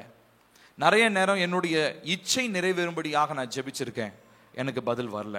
ஆனா இன்னைக்கு நான் புரிந்து கொண்ட ஒரு காரியம், அப்பா நான் இந்த மேற்சொல்லி இந்த காரியங்கள் எல்லாவற்றையும் நான் செய்ய எனக்கு உதவி செய்யுங்க. இந்த 8 காரியங்களை இன்னைக்கு நான் கற்றுக்கொண்டேன், எனக்கு உதவி செய்யுங்க. உண்மையா இதுக்காக ஜெபிக்கிறவங்க ஆண்டவர் சமூகத்தில் கேளுங்க, கர்த்தாவே இன்னைக்கு எனக்கு உதவி செய்யுங்க. என்னுடைய ஜெபங்களுக்கு நான் பதில் பெறுகிற ஜெபம் நான் செய்யணும். இது வரைக்கும் என் ஜெபம் அப்படியே காற்றுல கலந்த மாதிரி இருந்திருக்கலாம். என் ஜெபம் என்னுடைய வீட்டினுடைய கூரையை கூட தாண்டாம இருந்திருக்கலாம். ஆனா இன்னைக்கு என் ஜெபத்திற்கு பதில் வரணும்னு சொல்லி சொன்னா, இந்த 8 அடிப்படையான காரியங்களை கர்த்தர் எனக்கு கற்றுக் கொடுத்திருக்கிறீங்க. இந்த காரியங்களை நான் என் வாழ்க்கையில நான் நடைமுறைப்படுத்த போகிறேன். இது ஒருவேளை கஷ்டமா இருந்தாலும் ஆவியானவர் எனக்கு உதவி செய்யுங்க. கேளுங்க, எல்லாரும் வாயை திறந்து, ஆவியானவர் இந்த காரியத்தில் எனக்கு உதவி செய்யுங்க. ஒருவேளை யாராவது மன்னிக்க முடியாம இருந்தீங்கன்னா அந்த விஷயத்துல ஆவியானுடைய உதவியை கேளுங்க. ஒருவேளை உங்களிடத்துல தைரியம் இல்ல குற்ற உணர்ச்சியாவே இருக்குதுன்னா அதையும் ஆண்டவரிடத்துல கேளுங்க. ஆண்டவரே, ஒரு குற்ற உணர்வு என்னை அழுத்தி கொண்டு இருக்கிறது, தைரியமா உங்க சமூகத்துல வர முடியாம பிசாசானவன் என்னை குற்றம் சாட்டி கொண்டு இருக்கிறான்ப்பா, இதுல எனக்கு உதவி செய்யுங்கன்னு சொல்லி கேளுங்க. அதே நேரத்துல ஒருவேளை ஆவியானுடைய அபிஷேகம் பெறலனா கேளுங்க, ஆவியானவரால் இயக்கப்படுகிற ஜெபத்தை நான் ஜெபிக்கணும். ஆகையினால எனக்குள்ளாக இருந்த பரிசுத்த ஆவியானவர் என்னுடைய நாவின் கட்டுகளை அவிழ்த்து நான் இன்னும் அதிகமாக ஆவியில நிரம்பி ஜெபிக்க, இன்னும் அநேக மணி நேரங்கள் ஜெபிக்க எனக்கு உதவி செய்யுங்க. ஏன்னா நான் அப்படி ஜெபிக்கும் போது தேவ சித்தத்தோடு இணைந்து ஜெபிக்கிறவனா நான் இருப்பேனே. அப்பா, நான் உங்க வார்த்தையோடு இணைந்து ஜெபிக்கிற மனுஷனா என்ன மாற்றுங்கப்பா. கர்த்தருடைய ஆவியானவர் இந்த நாளிலே நீர் எங்களோடு பேசின இந்த வார்த்தைகளுக்காக ஸ்தோத்திரம். உம்முடைய பிள்ளைகளுடைய வாழ்க்கையில நீங்க இந்த காரியங்களை வெளிப்படுத்தி அவர்களுடைய கேட்கப்படாத ஜெபங்களுக்கு காரணம் என்னவென்பதை உணர்த்தி இனி வருகிற நாட்களிலாவது அப்பா பதில் வரும் விதமாக ஜெபங்களை ஏறெடுக்க கர்த்தாவே உம்முடைய பிள்ளைகளுக்கு நீர் உதவி செய்வீராக என்று சொல்லி நாங்கள் ஜெபிக்கிறோம். இந்த நாளிலே உம்முடைய ஆளுகைக்கு நாங்கள் ஒவ்வொருவரையும் ஒப்புக் கொடுக்கிறோம். ஒவ்வொருவருக்குள்ளாகவும் அந்த ஜெப ஆவியினால நிரப்புங்க. ஒவ்வொருவரும் தாங்கள் ஆசாரியர்களாகவும் ராஜாக்களாகவும் உருவாக்கப்பட்டிருக்கிறார்கள், மாற்றப்பட்டிருக்கிறார்கள் என்பதை உணர்ந்து அறிந்து புரிந்து கர்த்தருடைய சமூகத்தில் அதிகமாய் ஜெபிக்க கர்த்தர் உதவி செய்யுங்க. சோர்வுகளை மாற்றுங்க. ஜெப நேரங்களில் காணப்படுகிற தூக்கங்கள், நிர்விசாரங்கள் வெளியேறட்டோ. இன்னும் அதிக மணி நேரங்கள் காத்திருந்து அப்ப ஆவியில நிரம்பி ஜெபிக்கிற அனுபவத்தை தாங்க, உன்னத அனுபவங்களை தாங்க. ஆவி மண்டலத்தில் இருக்கிற காரியங்களை வெளிப்படுத்துங்க. சாதாரணமான மனிதர்கள் ஜெபிக்கிற விதமாய் அல்ல, ஆவில நிரம்பி ஜெபித்து ஆவி மண்டலங்களிலே உம்மோடு கூட அந்த ஆழமான அனுபவங்களை பெற்றுக்கொள்ளுகிற மனிதர்களாக மாற்றுங்க. சாதாரண மனிதர்களை போல புலம்புகிற ஜெபம், அழுது கொண்டிருக்கிற ஜெபம்லாம் வேண்டாம்ப்பா. ராஜாக்களை போல, ஆசாரியர்களை போல அதிகாரத்தோடு ஜெபிக்கிறவர்களாக நீங்க எங்க ஒவ்வொருவரையும் மாற்றுங்க. உம்முடைய வார்த்தையினாலே நீர் இந்த நாளில் எங்களோடு பேசினதற்காக ஸ்தோத்திரம். நீங்க மாத்திரம் உயர்ந்திருங்கப்பா, பரிசுத்தப்படுத்துங்க. உம்முடைய வருகைக்காக எங்களை ஆயத்தப்படுத்துங்க. எல்லா துதியும் கனமும் மகிமையும் நாங்கள் இயேசு ராஜா ஒருவருக்கே செலுத்துகிறோம். இயேசுவின் நாமத்தில் கேட்கிறோம் எங்கள் ஜீவனுள்ள நல்ல தகப்பனே, ஆமென். நம்முடைய கர்த்தராகிய இயேசு கிறிஸ்துவின் கிருபையும் பிதாவாகிய தேவனுடைய அன்பும் பரிசுத்த ஆவியினுடைய காவலும் ஐக்கியமும் நம் அனைவரோடும் இன்றும் சதா காலங்களிலும் நிலைத்திருப்பதாக. ஆமென், ஆமென், ஆமென். ஸ்தோத்திரம். கர்த்தர் உங்களை ஆசீர்வதிப்பாராக.